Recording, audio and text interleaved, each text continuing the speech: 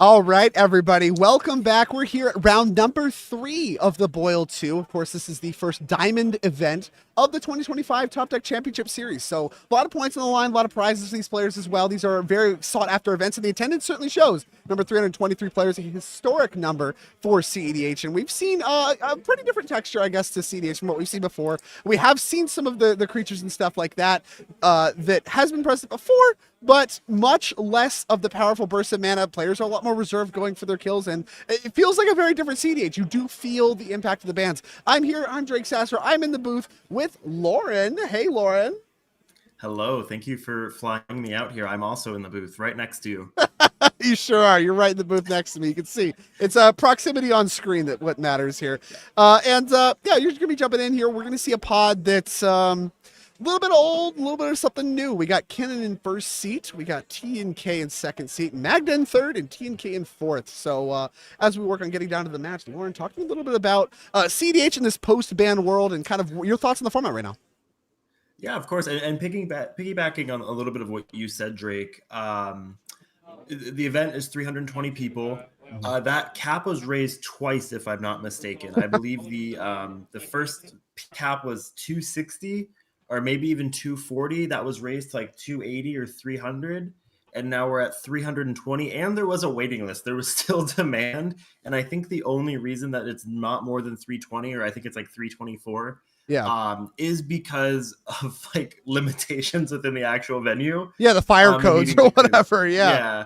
And it's a big hall. Yes. I mean, we're here at Charlie's Collectible Show. This is a venue that is designed to host quite a few people. There's a lot of little shops and things like that. It is a large, like, warehouse style space. And I mean, still, we're just capping that. So, CDH never beating the less tables and chairs than players allegations. And, like you said, a historic event for what has been a historic run of events through both all of 2024 and now into 2025. It's clear players very interested in continuing to compete at a high level, and of course punch their ticket to the 2025 Championship Series. So let's get down to the match here as we can take a look at some of these players that might have a good chance of doing that. Kevin is somebody we've seen before playing Kinnan. This is, I believe, known as is it Varric S? Varric, yeah, Varric's online.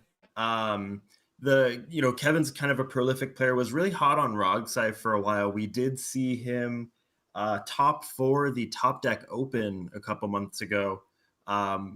Really passionate about Rogside. The post bans, I was worried as a player, as someone who involved in the format, that would kind of deter players, kind of stifle creativity in a way. Sure. And it really warms my heart to see a 320 person event. It's resilient. People care about the format. They just want to play Magic in this way.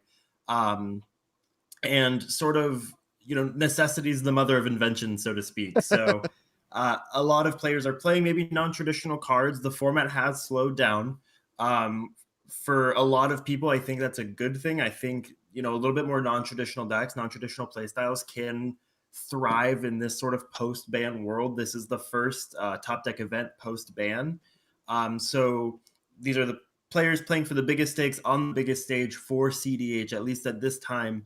And it's just really exciting to see. And I'm getting some love in the chat, and I want to shout out Nick, Dude, aka Jack, and Rami. Thank you so much for being here and supporting us. We love having you here. But to you and Dylan's credit, I was watching your coverage for round 2. Weren't saying the kindest words about Magda. I'm not going to say kind words about Magda this round either. Don't get your hopes up now.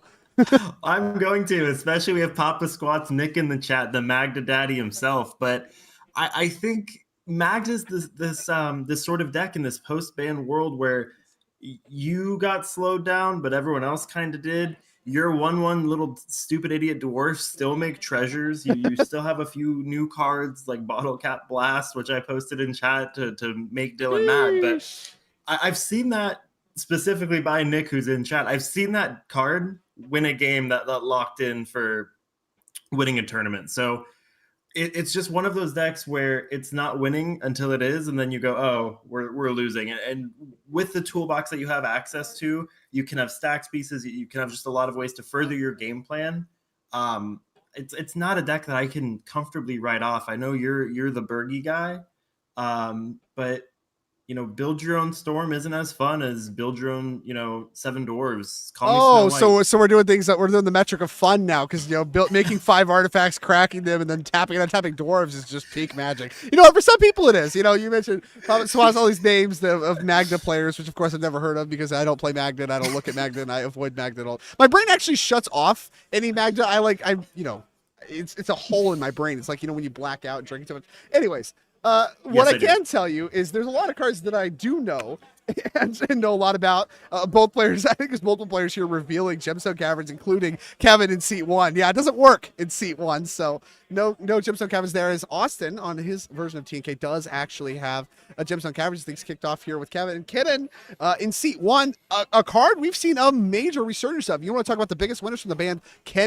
Kinnan and Gaia's Kratos are the two we've really seen the most of. And I wrote an article a long time ago about Kinnan, about how there's a real decision on whether or not you want to be just playing it in your 99 or if you want it in your command zone. There's real positive and negatives to both. And then shortly after that, Nadu was printed. Nothing mattered. Now, Nadu banned, Kinnan seeing a real comeback.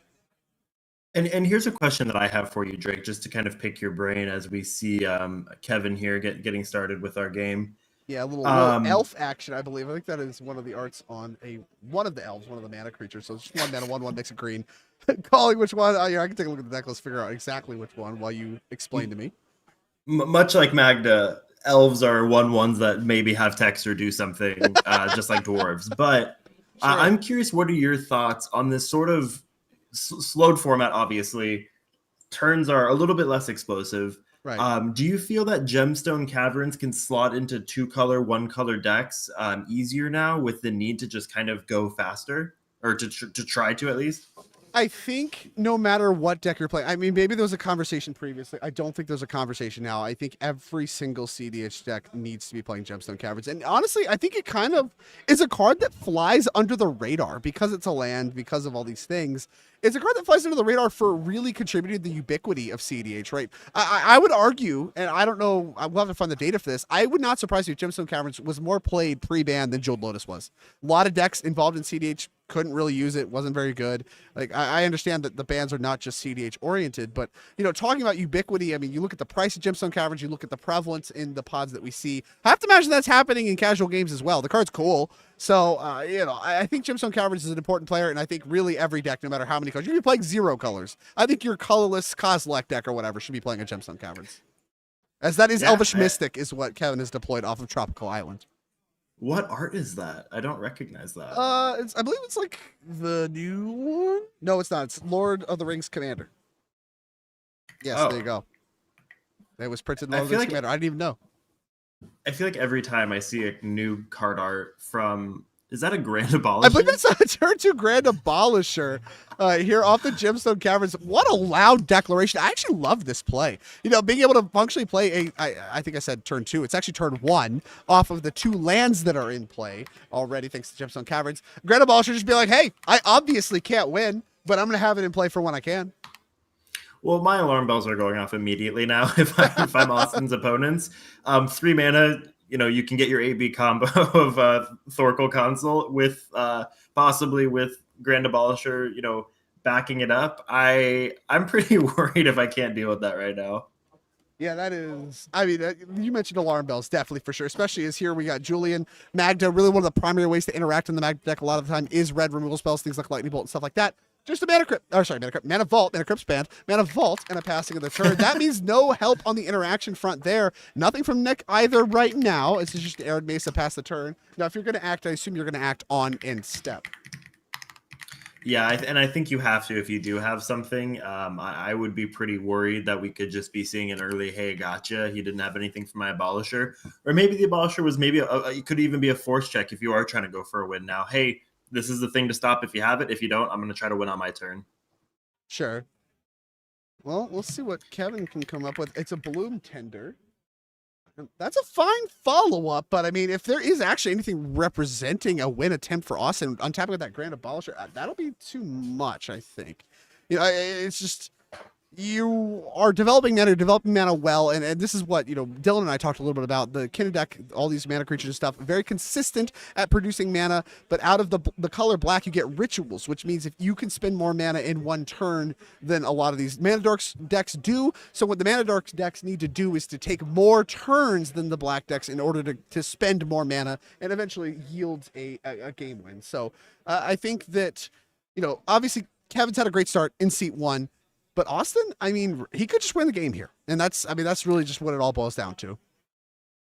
I think that's a great point that you made, Drake. And that's actually not something that I've considered before, is where green excels versus, a Grixis core or, Dimir or Rakdos core sort of deck, is the ability to, as the game goes, you want to get more turns and you want to get them with deploying mana and having more mana over a longer game.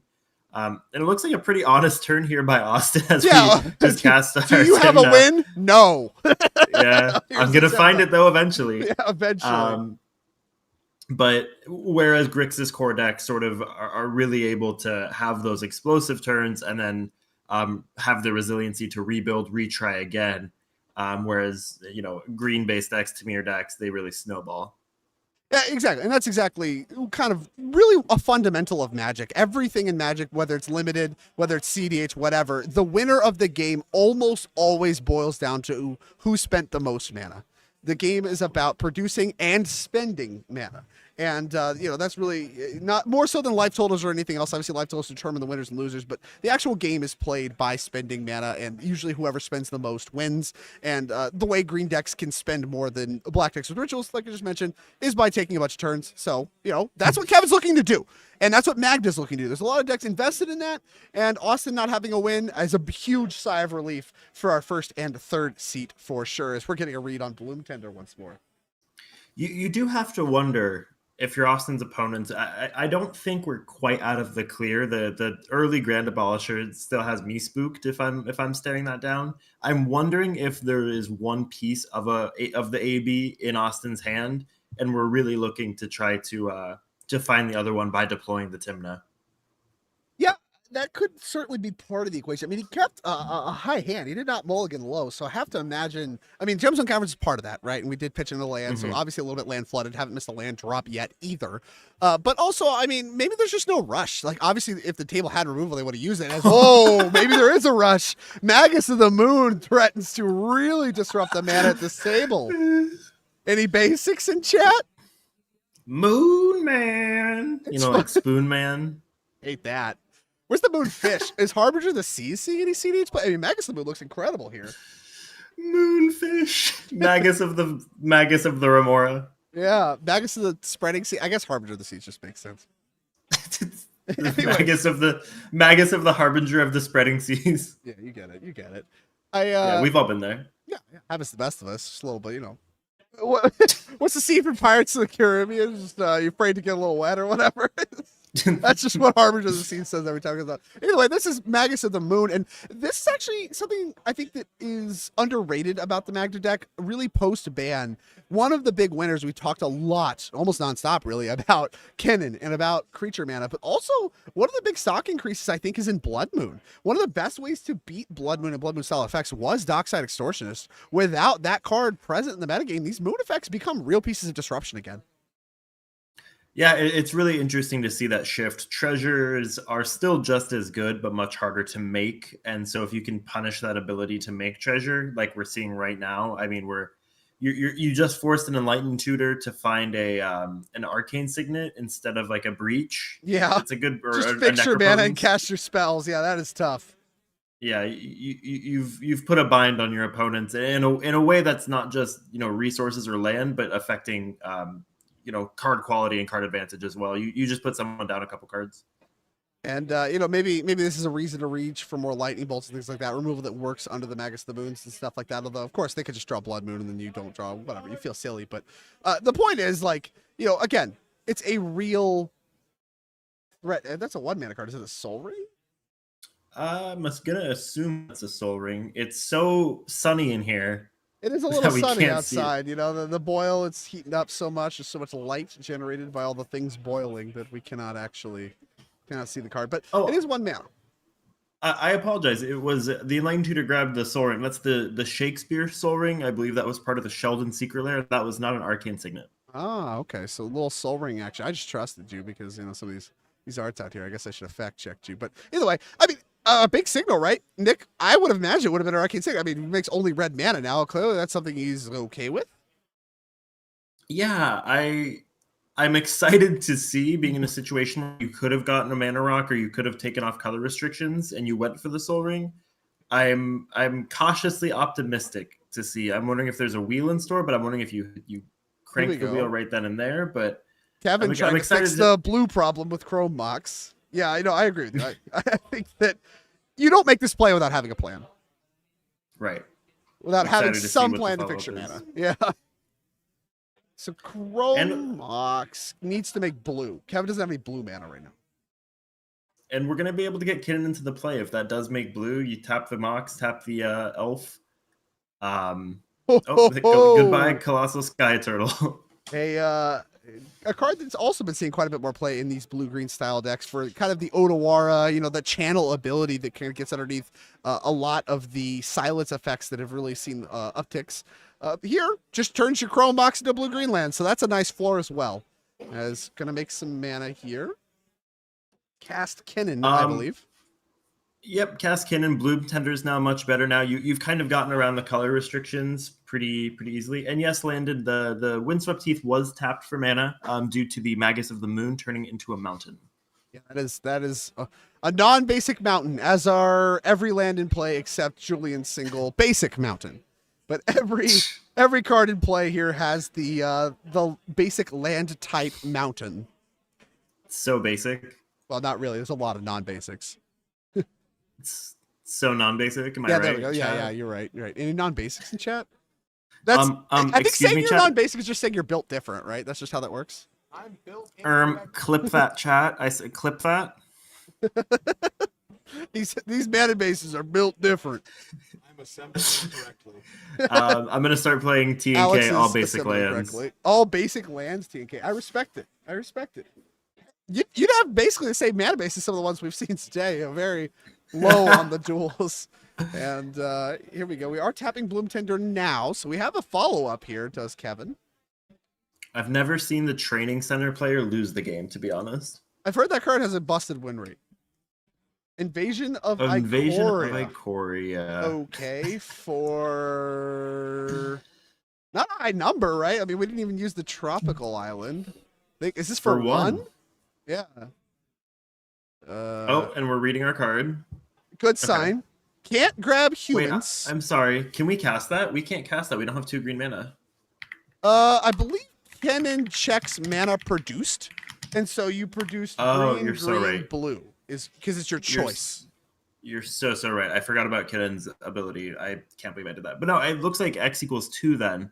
Okay, the next would be 2, you're right, because it is total mana produced, not just one more of mana produced. Right, right. Collector Roof? Maybe. Not a lot of art. I mean, it shuts off your own Chrome Mox. You just 2-for-1 yourself to play, so that one feels bad to do. Maybe you have to. Does shut off the Chrome Mox. You do have the Bloom Tender and the Elvish Mystic to rest on your laurels. It shuts off the Springleaf Drum. It shuts off. I guess it doesn't shut off Magda's activated ability. Is Mockingbird good here? Oh no, it's Spellskite. Spellskite. That's a good one here too. You're building up a big base of creatures. You have your mana problem solved. You have Kinnan, and with the Magus in play, this game looks like it's going to last quite a few more turns. That Spellskite really ensures that you're going to be able to spend those turns activating Kinnan, which is what the deck wants to do. Here's, and this is something I reference every time I cast. Something that I have, I took away from Brian Koval, Bosch and Roll, is your opponents will always tell you what's in your hand. You always have to be able to listen, though, to what they're telling you. What Kevin's telling me, if I'm Kevin's opponent right now, is he doesn't have protection. He doesn't have counter magic. He needs a way to protect his Kinnan to try to go off or possibly really generate some action on the next turn cycle. This just told me that he very likely doesn't have any sort of counter magic or free counter magic. Yeah, at the very least, none that works. I mean, obviously, it requires blue mana for stuff, so he might be stuck on a bunch of just single blue pip counter spells. You just can't cast them, so you got to get the Spellskite involved here and did a good job of doing that. And like I said, it's actually set up pretty well to just spend a few turns activating Kinnan and seeing what we hit. But, you know, work to do, I'd say. And Magda, I mean, missing land drops isn't great, but this Magus the Moon, I mean, is a big disruption piece here. It really looks like it slowed down all these partner decks at the table. And here's the thing: if I'm in Kevin's seat and I'm going, if I just need to get to my next turn with Kinnan, that's my game plan right now. That's what I need to do. I love the play of taking the proactive approach of going, this is just what I need to do to make sure that plan happens or help that plan happen. Right. Yeah, exactly. And it's relatively cheap to make happen after you got the Kinnan in place. You got to do other stuff. That was a follow-up to what was already a good turn. And now here we are laying the beatdowns with Tymna, which with all non-basic mountains in play, maybe a little less scary. I'd definitely be attacking Julian. You're not blocking with that Magus. I'd send everything.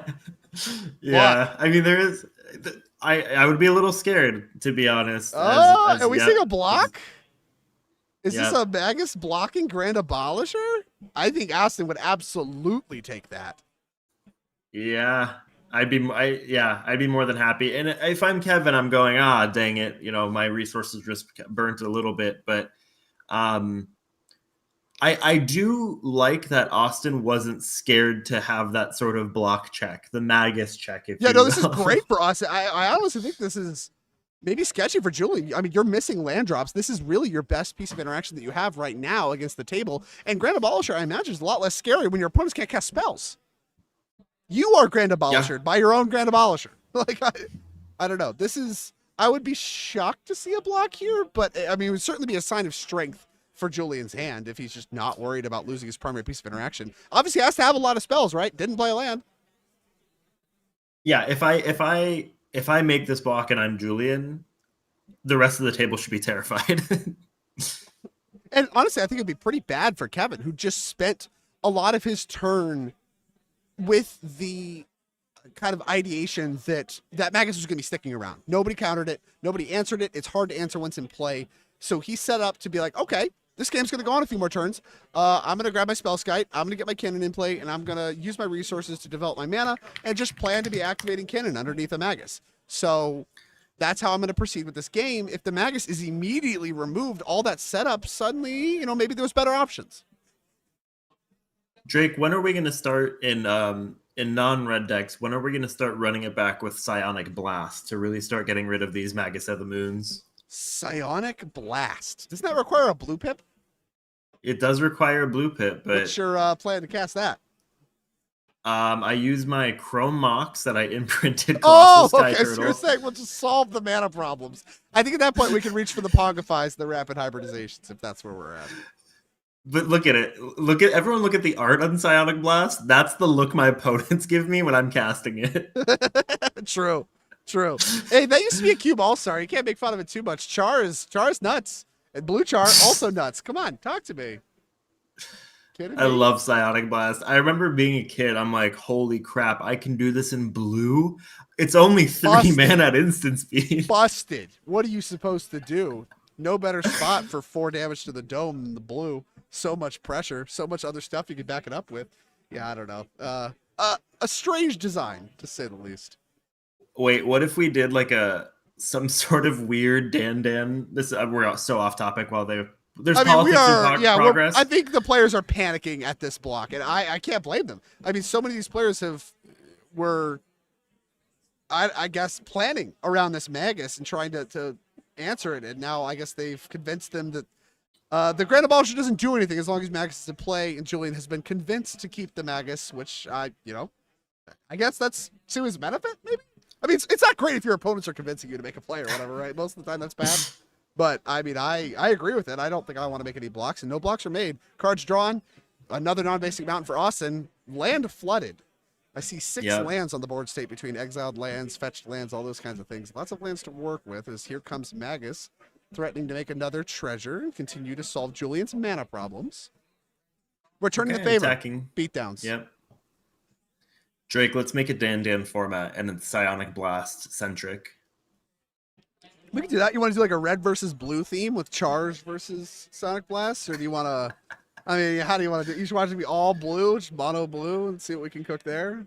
Let's make a blue burn Tubert Okay. There's like only Psionic Blast, right? So a lot to work Okay. with there. Yeah, I don't see the problem. All right, you're to the test. Since you're the Magda fan, what dwarf is that? One mana Oh dwarf. gosh.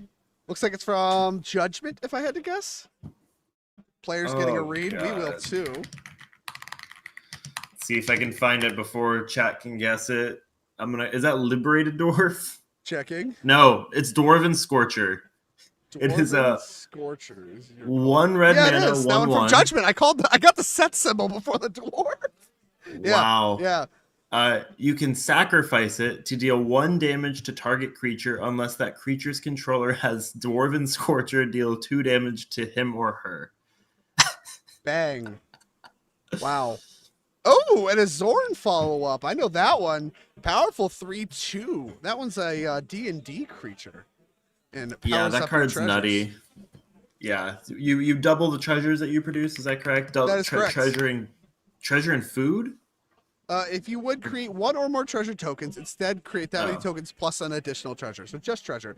Well, I mean, I was you're thinking close. The lore is that it eats treasure. That it is food to Yeah. eat. So you're close. I was thinking of the Academy Manufacturer. I was getting Yeah. them little freaks confused. It just excuse me. The name of that card is not manufacturer. It's manufactor. Oh God. I'm serious. You know how many times I've misspelled it because of that? Come on, get out of here. Anyways, we produced some treasures, we produced some creatures. Went over to Nick, who again has Soul Ring, not a lot of functional mana. I have to wonder if he was just planning for somebody to answer the Magus, because we just still only make red mana in your T&K deck, which has like very few red spells. So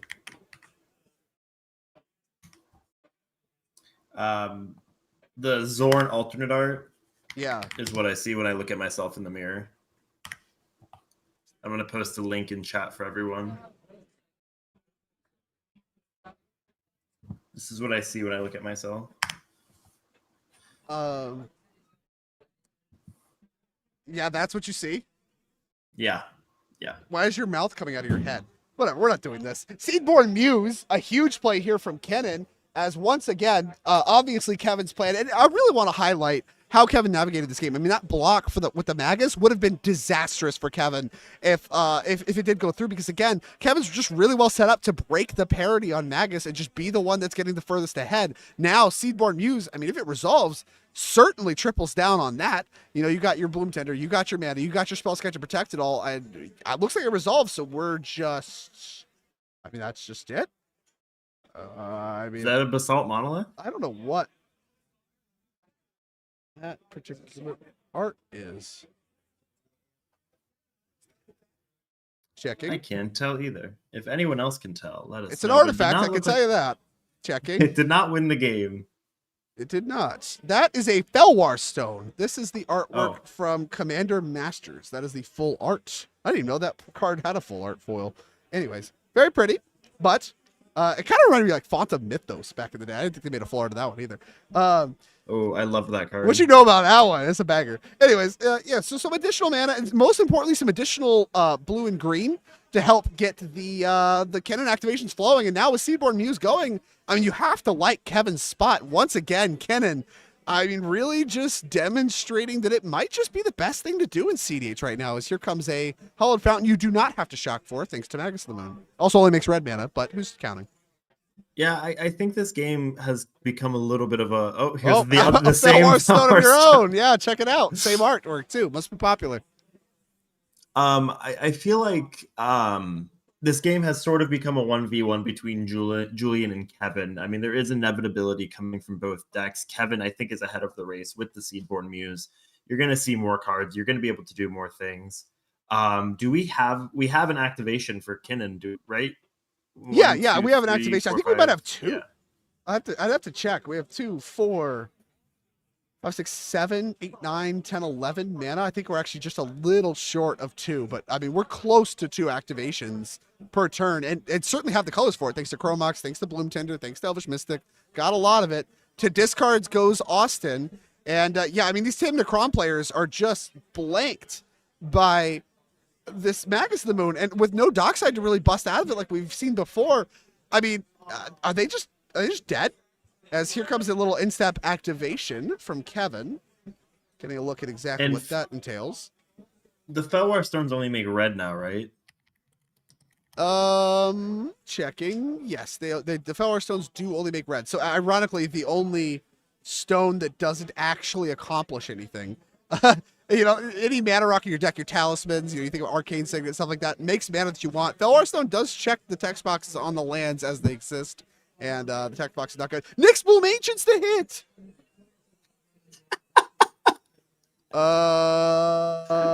Well, now we definitely have a second activation, I think. That counts creatures too, right? Checking. I believe it does. I believe it's permanent. Yeah, I think it's any permanent makes mana. So I don't know if that's the best hit, but there's not that many hits that are worse. I'll tell you that. If you tap a permanent for mana, it produces 3 times as much of that mana instead. 5/5 trample elemental creature. Yeah, none of that really matters. 3 times the mana. So that'll be 9 mana off of Bloom Tender alone. So that's another activation. So yeah, we did it.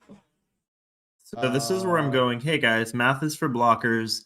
It's it's 2 p.m. Let's just go get lunch. I don't want to watch so many Kinnan flips. I'm tired. I mean, you're calling it out. Here comes a clever impersonator. That one can copy. I mean, obviously anything on the battlefield, but Nyx Bloom Ancient is not legendary. I almost want to copy the Magus of the Moon. Or not Zord. I mean, you can do Nyx Bloom, I guess, but I mean, I just want to keep this Magus in play. Now there's almost a deal to be made. Austin's like, all right, do you want to block now? We need to get this thing off the battlefield. Well, I think Clever hits Nyx Bloom, and then you have 9x mana for each thing. You have Seedborn Muse, and then you just go nuts, right? Yeah. I mean, as soon as the untap happens, I mean, this might just be it here. I mean, obviously, might just be it here. I mean, it's either over now or over later, but I can tell you this. That Magus of the Moon is doing what we've seen Stacks Pieces, I think, do quite a bit in CDH, and that is help someone else at the table more than it helps you. And that is really the problem with playing some of these effects. You really need to be the one that is breaking the parity the most on it. And part of the power of Kinnan is rule of laws. Here you see Magus of the Moon, all of these kinds of things. It just breaks parity on them the best. Kinnan will just always get underneath them the best. It doesn't even have to play them. It lets the opponent's stack pieces work for them. And we're seeing that happen here. Kinnan looks to be doing a surgical dismantling of this pod as the TNK players are helpless to do anything about it. Yeah, this is a great board position to be in if you're Kevin. Chat did say that. So Nick, who's a prolific Magda player, that Spellskite really does shut down any Clock of Omen combo lines with Magda. Oh, I didn't think about that aspect too. Yeah, you can't even combo under Spellskite. Yeah, so target creature. I do think that that there is a pretty big lock by Kevin, really showing something that I didn't consider. I don't think you considered either. That Kevin may have with that Spellskite is also disrupting Magda, and I think that's an expert deployment of that card. Yeah, for sure. And once again, it really shows that I think, all that conversation that happened on whether or not to block with that Magus of the Moon on Grand Abolisher. I mean, think of how different this game looks if that block does go through. I mean, I didn't like it from Julian's side, but I mean, Kevin really did. I highlighted really wouldn't like it the most because he set up, be like, oh, this is a Magus of the Moon game. I can win those. And then the other TNK players are just helpless to it. So really, I mean, Kevin saw through that. And I guess some conversation happened, decided not to block. And now Kevin's just busted the doors on this game. As soon as the next untap happens with Seedborn Muse, which is very likely to, with Spellskite and play stopping any interaction, we're just done. And now the conversation is, it's a 3v1. Can we even win it? And I don't know if the answer is yes. The answer sounds like no to me. Bloom Tender makes what? Bloom Tender makes 20 mana. You make 9 times 3, 18.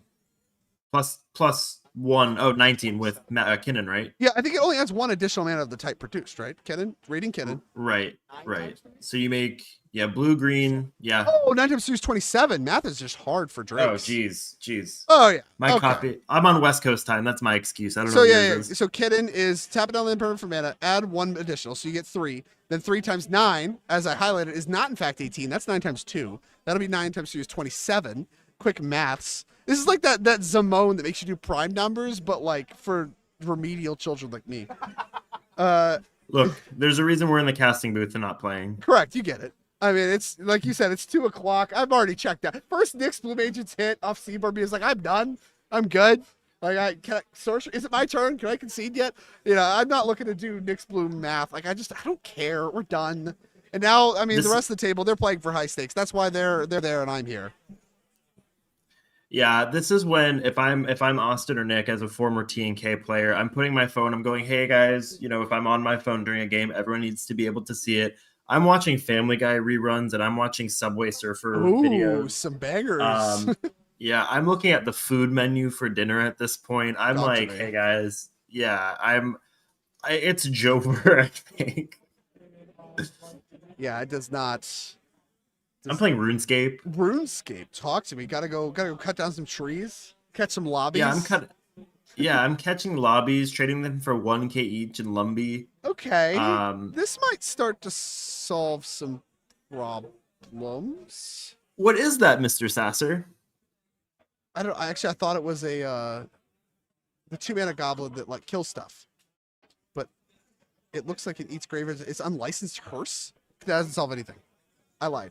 I thought it was what's the crater goblin, destroys colors permanents or deals 2 damage? Because I saw 2 mana. Crater Maker? Yeah, Crater Maker. There you go.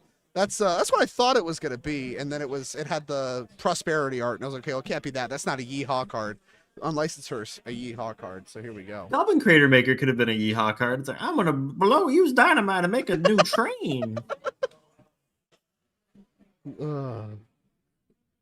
I mean, I guess there's some flavor there. Well, goblins traditionally don't taste good. True.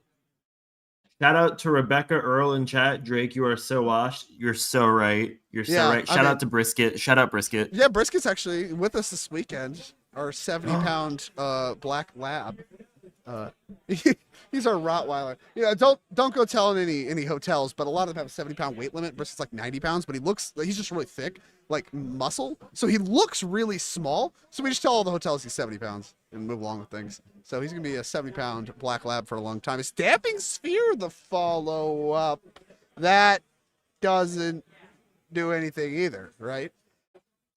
No, I don't think that's. I mean, it stops the lands from making 9 mana a piece, but it doesn't stop, as you mentioned, the Bloom Tendies or the Chicken Tendies. Oh, Chicken Tendies sound good. Yeah, they were good. I had some earlier, actually. Any chicken tender fans in the chat? If you are in the chat, please, like, share, subscribe. Let us know what your favorite dipping sauce is. Limit 1 sauce. I went to Bratwurst and Beer last night, and I had curry ketchup, and that was delightful. That sounds horrific. See, we were just talking before the show about the food differences between you and me. We're really seeing that live action here. That sounds god awful. As here we go, we're starting things off with, I think, is that a lightning bolt? Look, it has to be a removal spell of some kind. I think it is a lightning bolt. I mean, a lightning bolt doesn't do anything. No, it's a braid. I'm trying to get a look. I mean, it's just so hard. Is there a 1 mana 4 damage to a creature? Oh, it's a red elemental. Pyroblast? Pyroblast. Well, Pyroblast isn't any good because that one, unlike Red Elemental Blast, has a May on it or whatever. No, it's any permanent. It's the way it works is it's any permanent. You target it and you only destroy it if it's blue. Whereas Red Elemental Blast has to target a blue permanent. So if it was Red Elemental Blast, it would actually work. You could actually target Kinnan and it would work. Here, because it is a Pyroblast specifically, and you talk about the cards not being the same, you cannot. Or you can redirect it to Spellskite because you can actually target non-blue things. And now we see the dice being gotten out to represent mana. And I'm not... look, I've made a lot of math mishaps so far in this call. I have, made a few mistakes. But one thing I'm rarely wrong about, when the dice for the mana start being brought out for a CDH game, the game is over. We're done. Yeah. We're done. Rick, I have 2 things for you. 2 things. One is a tangent while we kind of fill this dead air. That tangent is I had a bratwurst last night.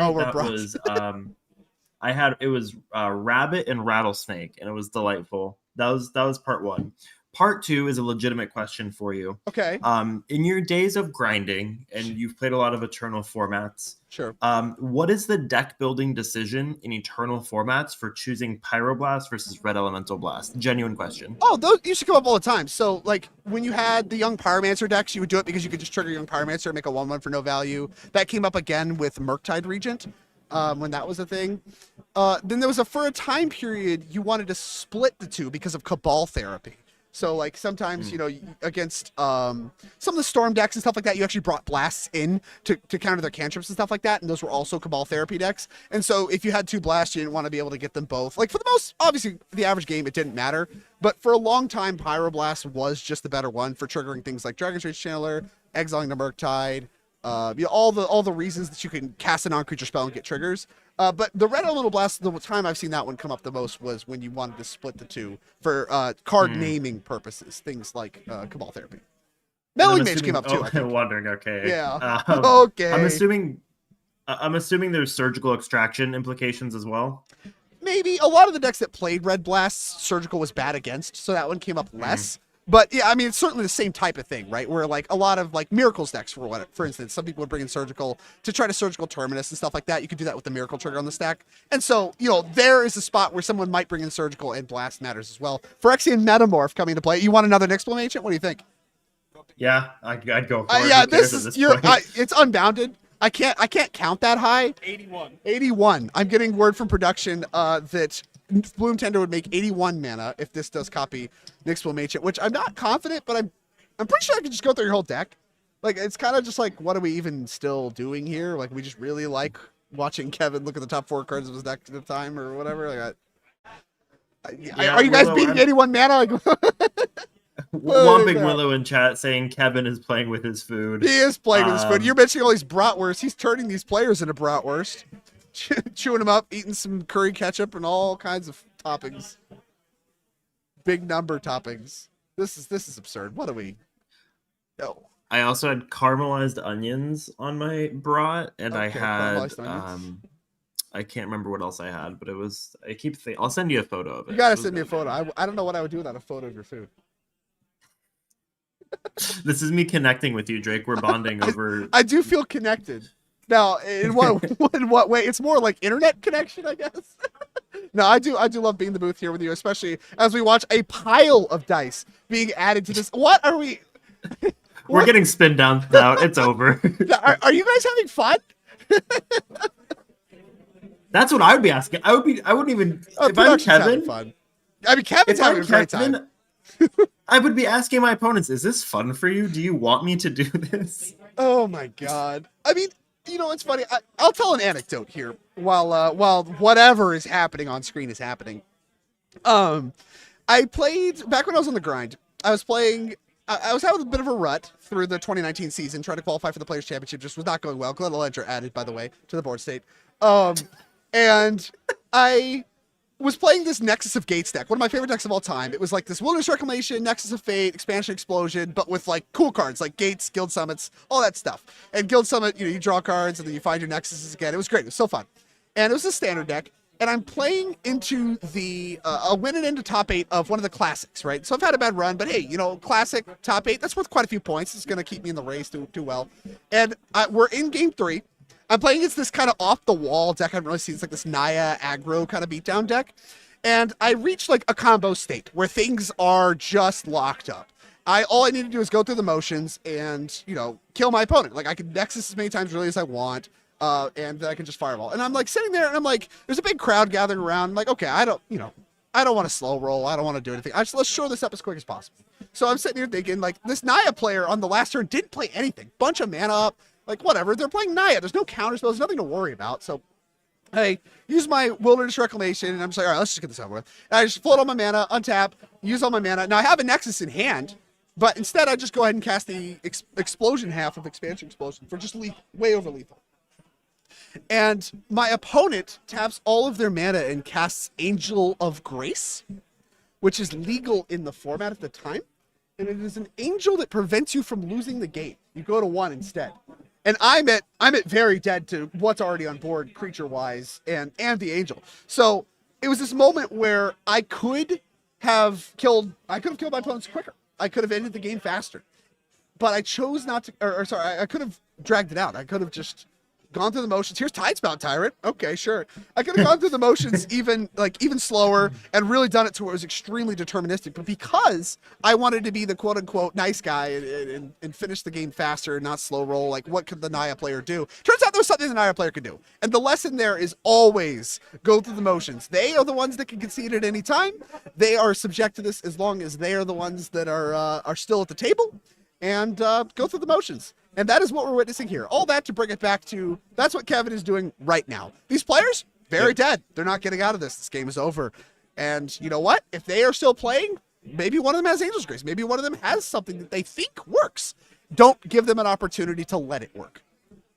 Yep. I think that's expertly put. I think you haven't you don't win the game until you win the game. And no matter how close it may seem, there is something or could be something. You're also playing for a huge prize pool. We have first place in this tournament gets over $3,000 in cash. It's a lot of money. And having done a lot of these top deck events before, the way we pay out and the way they pay out is people don't leave the building until they have that cash in their account. PayPal or however they get paid out. They leave and we have a Valley flood color, but they don't leave until they have that money. So the payout's worth it. And if your one out is going, I'm going to have Kevin just do this, and maybe we get through this 33 minutes and 40 seconds left in the time and we get a draw, and that's my out. He didn't win the game and it didn't happen. And that is something that his players or his opponents who paid to be here and are competing, they have a right to do that. And so a lot of these names we recognize here, and they are, competent players that we've seen have success in tournaments before. And I like. Yeah. And to call back to something that's very real that we've seen before, if you remember, there was a game where I believe it was a Tameshi player that was comboing off, and, they had it all wrapped up, access to basically their entire deck, but they milled their entire deck to where what ended up happening was it was just a grinding station activation that ended it all. Right there. Mm-hmm. And there's nothing you can do they about had activated that was in the Top Deck Invitational, round 6, Jason Baird playing Tameshi. They had activated their one ring with very few cards left in library. They were going to draw basically the exact amount of cards left in library, and a Grinding Stone activation milled Jason for the remainder of their deck. And he drew from an empty deck, lost the game despite having everything unlocked.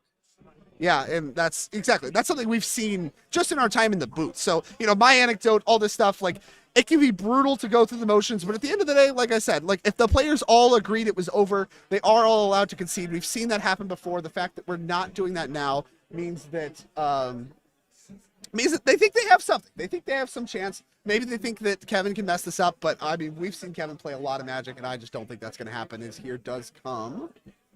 Can't get a great look here. I can't tell what got put to hand, but we do have a Thrasios on the field now, in addition to everything else. Yeah, I do see these copy artifact going on as well. We're kind of at the new players or whatever, they just put all their lands in one pile, and it's just this mess. That's kind of what's happened to Kevin's creature state. Just all one monolithic mass. This game is very over, and it is Kevin's game to lose. Yeah, I personally don't see how Kevin, and maybe he's explaining, hey, here's the inevitability of what's about to go down for y'all, but okay. They said play it out. Play it out. So I think here is a trophy mage. I mean, what could it be? I see a silence, you're waving it around, none of your lands work. So, I mean, there has to be something they think works. But they have not interacted in any way with any of this. So there's not even a way to mess this up, is there? There's Basalt Monolith. I don't know how you mess this up. But maybe they just want to see it. The LSV trick, make them have the Tendrils of Agony. But, I mean, I think he's going to have the Tendrils of Agony. Yeah, I'm going to use Merfolk Spirit Guide, and then... Okay, you're cooking. Eldrazi Spirit Guide, it casts Born Upon a Wind, and then Tendrils. But we're also not at too big of a risk either with the Valley Flood Caller. True. Yeah, I mean, that's exactly it, right? Like, you have Glenelendra to stop anything your opponents have. You have Tidespout to stop any kind of permanent-based anything. You have, I mean, just an infinity symbol where your mana should be. You have, what else do you guys need to see? Just the kill condition? We've not seen this one before? Here's a demonic shooter.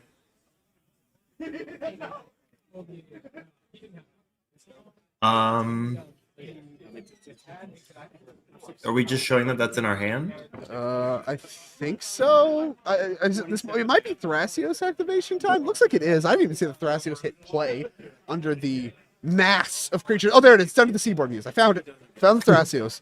So, you know, again, Kevin just describing, look, okay, I have a pack to, I mean, how much? Okay, it's a first indication. Okay, we having fun? We doing this, y'all? I mean, I'll draw as many cards. I mean, I love drawing cards. I'll draw as many cards as you want, says Kevin. Yeah, I don't know. But you got to make them play it out sometimes. There's a fairy mastermind. I think maybe if they're going to try to do some decking things, Kevin's describing that he's aware of that and describing how the combo is going to play out, that's going to play around any potential winners. Like I said, Kevin's someone we've seen win a lot here on the Topdeck Championship Series, now looking to do so again and improve quite a bit. I mean, this is somebody that's already 2-0, going to improve to 3-0, looking very good to make our top 16 with, not going to say a breakout deck. Kinnan's been around for a long time, but really one of the biggest winners from the ban list. I mean, really to bring it all back to that. And I think this pod is very emblematic of players really trying to find their footing in this post-ban world. You know, we've seen a big resurgence of Magda, and, you know, I understand there's a lot of fans of the deck. I still, the two matches we've seen here, I'm not a believer. I'm not a believer. The deck still seems a step or two too slow behind some of the Kinnans, behind some of the TNKs. It feels like it just doesn't have enough consistently, as there's a finale of Devastation. That will allow Kevin to attack everybody for lethal. We have no problems with that. Everyone's going to fist bump. That's going to end the match. And again, the two TNKs, I will say, though, as far as the Magda goes, that Magus the Moon was really good against both TNK players. It's just that Kevin was able to really break parity on it more so than Julian could. Part of that was the mana struggles with the lands, but part of it was also, that's just what Kinnan set up to do. And, you know, he did what he came to do. He executed fine. He made just bukudo's numbers. He made this look like a casual EDH game ending. But in this particular time, of course, this is CDH, and I mean, really don't want to discredit how well Kevin played there. Really determined what he needed to do. Yeah, I feel like every question that the table was asking, Kevin was able to answer. While asking a question himself on, hey, you know, I can do this. Can you do it as well? So to speak. So I thought, you know, my biggest takeaway, you know, we knew Kinnan was a good deck. And I mean that respectfully. I think we're seeing it in a post-ban, especially with Nadu. I was going to say falling out of favor, but literally not legal anymore to play. That one's gone. I think it shows that Kinnan is the de facto Simic deck, to say the least. Maybe the de facto two-color deck as well. To play.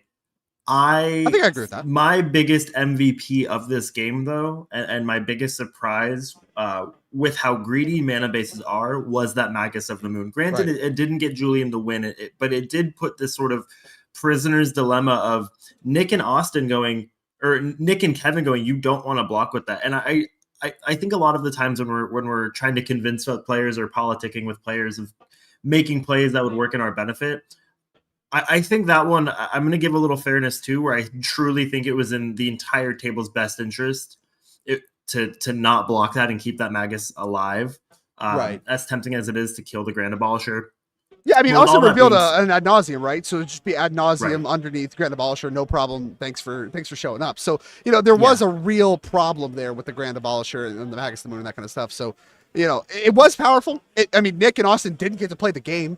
It just so happens that Kevin was able to break parity the most, and especially being in the first seat, I mean, that's really where you get to leverage. I mean, being in the first seat doesn't guarantee you win. It does give you some more opportunities, though. And I think Kevin really capitalized. Yeah, and with Kevin being 3-0 as well, you feel pretty good. You need to win one more game. 20 points should lock you for a top 16. And if you can end day one, even if he draws his next two rounds, 17 points should more than likely lock you in. If you can get locked in for top 16 on day one, it changes. We're gonna have to put some money in the curse jar. It can change the texture of what your day 2 looks like. Where maybe I just take a round 6 loss. Maybe I don't care about round 7, or maybe I'm just playing for seat position. And it's for top 16, if I lose, I lose. It really changes your approach and how badly you need to win. And if I'm Kevin, I'm feeling phenomenal. Absolutely. Best possible start, 3-0. right? 3-0. Yeah. I mean, you can't be doing better. And, the cards seem to be in his favor. The flips seem to be in his favor. He did a very good job, but also, I mean, he's playing well. So that's a good mixture. It's a tough to beat mixture. We've seen it executed many times while we're in the booth together. And I think we're going to see it plenty more times through the rest of this tournament. So that was round number 3. We do not have any backup coverage for you here today, so that will conclude our coverage for round number 3 of the Boil 2. Again, this is our first Diamond event of the year for the 2025 Topdeck Championship Series. So a lot of prizes on the line. You mentioned a pile of cash, but also a pile of points too, and those are a big deal. We saw the leaderboard really come down to the wire through the 2024 Invitational. A lot of players trying to get some last-minute points, and with how big these events are this year, I mean, the leaderboards only get tougher. And so a lot of players looking to lock it up now. Again, Bailey, the only player qualified right now, but that will change as the winner of this event will be added to the mix as well. But anyway, as I mentioned, we'll be back for round number 4 here in just a little bit. You have a nice little break. Go get some food, kind of near the end of the day. If you've already eaten, get a snack. But we'll be back for round number 4 coverage here, the penultimate round of the day here in just a little bit. Don't go anywhere. We'll see you guys.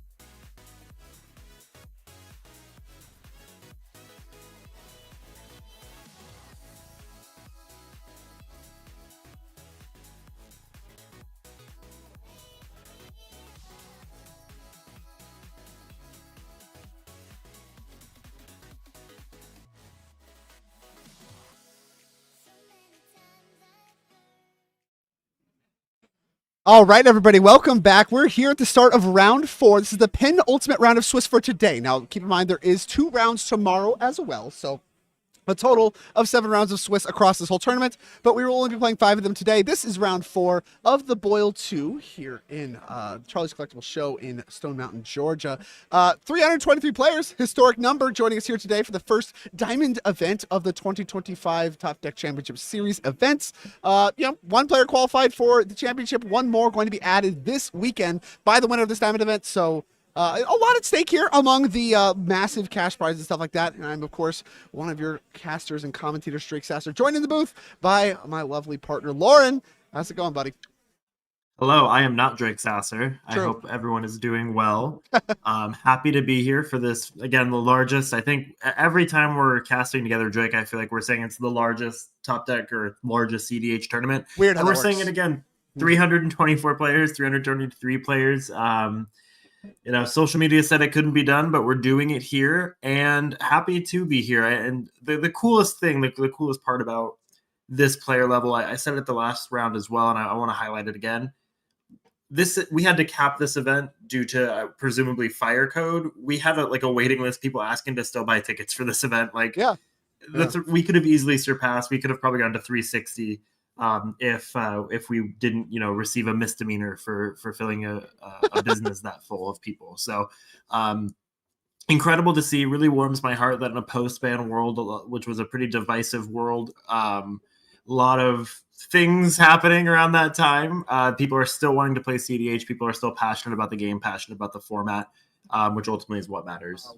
Yeah, absolutely. I mean, once again, I've seen tweets before where it's like, it really is, everything's gated by tables and chairs. You can't get enough CDH players in the building. And there's a big hunger for CDH across the board. And certainly these massive high stakes events, a lot of that going on. And we're seeing a lot of, similar names kind of bubble to the top. We're going to see some of that here in our pod today. Seeing some players that we've seen before, some decks we've seen before, some players we might be seeing for the first time, and some decks we may not see as often. So a nice mix in this pod. Really excited about what we have going on here as we do cut down to the pod.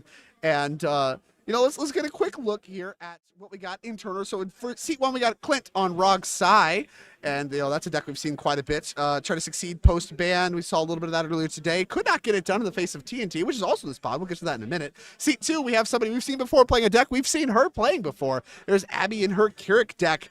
Pretty bold choice, I'd say. Post Jeweled Lotus, post Mana Crypt, 2 cards that were very good in the Keurig deck. Abby still getting it done post ban with that. Don't need no stinking Jeweled Lotus or Mana Crypts, does she? And in seat 3, we got Corbin, Timna Krom, deck we've seen a lot. Still seems like it has the chops to me. And Smothering Tithe got a lot of stocks there. And of course, in the final seat, we got Timna and Thrasios. And again, people still really figuring out what to do with that partner combination, as it has had this massive comeback. Creature Man is back at the table. And we saw, a devoted Druid win. Kinnan, all that kind of stuff, really fast actually out of the Timna Thrasios deck. Not really the slower, grindy, mid-range deck we're used to seeing. So, like I said, a pod with some faces we've seen before and some faces that, maybe a little bit new. But either way, we're gonna have to see what these players are up to. And with Rogside in first seat, have to imagine the pod's already at attention for having some interaction. Yeah, and something I want to highlight too, with the decks that we are seeing. Really, as in the last 2 years, 3 years, we've really seen a homogeny of top decks performing well. And these top pods, are pretty indicative of that homogeny, and seeing what decks are doing consistently well. And people are playing those decks that are doing well and piloting them to a lot of success. So I think the outlier here is Abby, but I do want to highlight Abby. Abby was the only woman to qualify for the Topdeck Invitational a few months ago in the top 64. That was, really cool to see. It was something that Abby was really proud of, to kind of set an example of, hey, we can play too. And something that, I've talked to her about it, and something incredibly proud of her and her ability to do that and really push for that sort of platform. So it's something that's really cool to see, and something she is proud of. Tried and true with Crick. I know she was playing Rogsai for a little bit. But post-ban, Crick, who I thought was a deck that really took a hit, she's still obviously finding success with it. Timna Krom, we've seen that song and dance. We've seen that movie, Rogsai. We've seen that for a couple of years. TNT, really seeing a resurgence. I think The last time that I thought TNT really did consistently well was pre-flash ban. So a few years ago, it Been a was while, that yeah, been a little 2020, bit. 2021. So been around for a little too long here in this game. But now with fast mana, as you said, creature mana back in vogue, I don't think there's a definitive or de facto Tymna Thrasios list being played right now, but it is exploratory. And I think there is a very real argument. It's an argument that I believe in, that creature mana, these slower, grindier decks are able to win. And where this is not really become a turn 2 or 3 format. I think we're closer to a turn 4, maybe turn 5 format, just in general across the board. And with all that being said, it is cool, despite the homogeny in top performing decks, to see Abby on a more fringe deck like Crick, who again really took a hit. Be in the top pods. This is pod number 9. We currently have I'm scrolling. We have 71 pods. So if you do a quick little math, I mean, that's the top 15% of pods right now that these folks are competing in. Yeah, I believe these players like all have at least a win and a draw in order to get to their points. So very much still live for top 16 and in the mix. And I really like, I appreciate you kind of highlighting what's going on there. Like Abby, someone I'm very impressed with. A lot of the Keurig players that I've seen, I guess don't really have the stomach for it. You see people pick it up and put it down pretty quick. There's a few tough losses. Some of the losses feel really bad where you're just treading water. You're not really able to do anything. You're locked out by stacks pieces and it doesn't feel good because you don't feel like you're part of the game.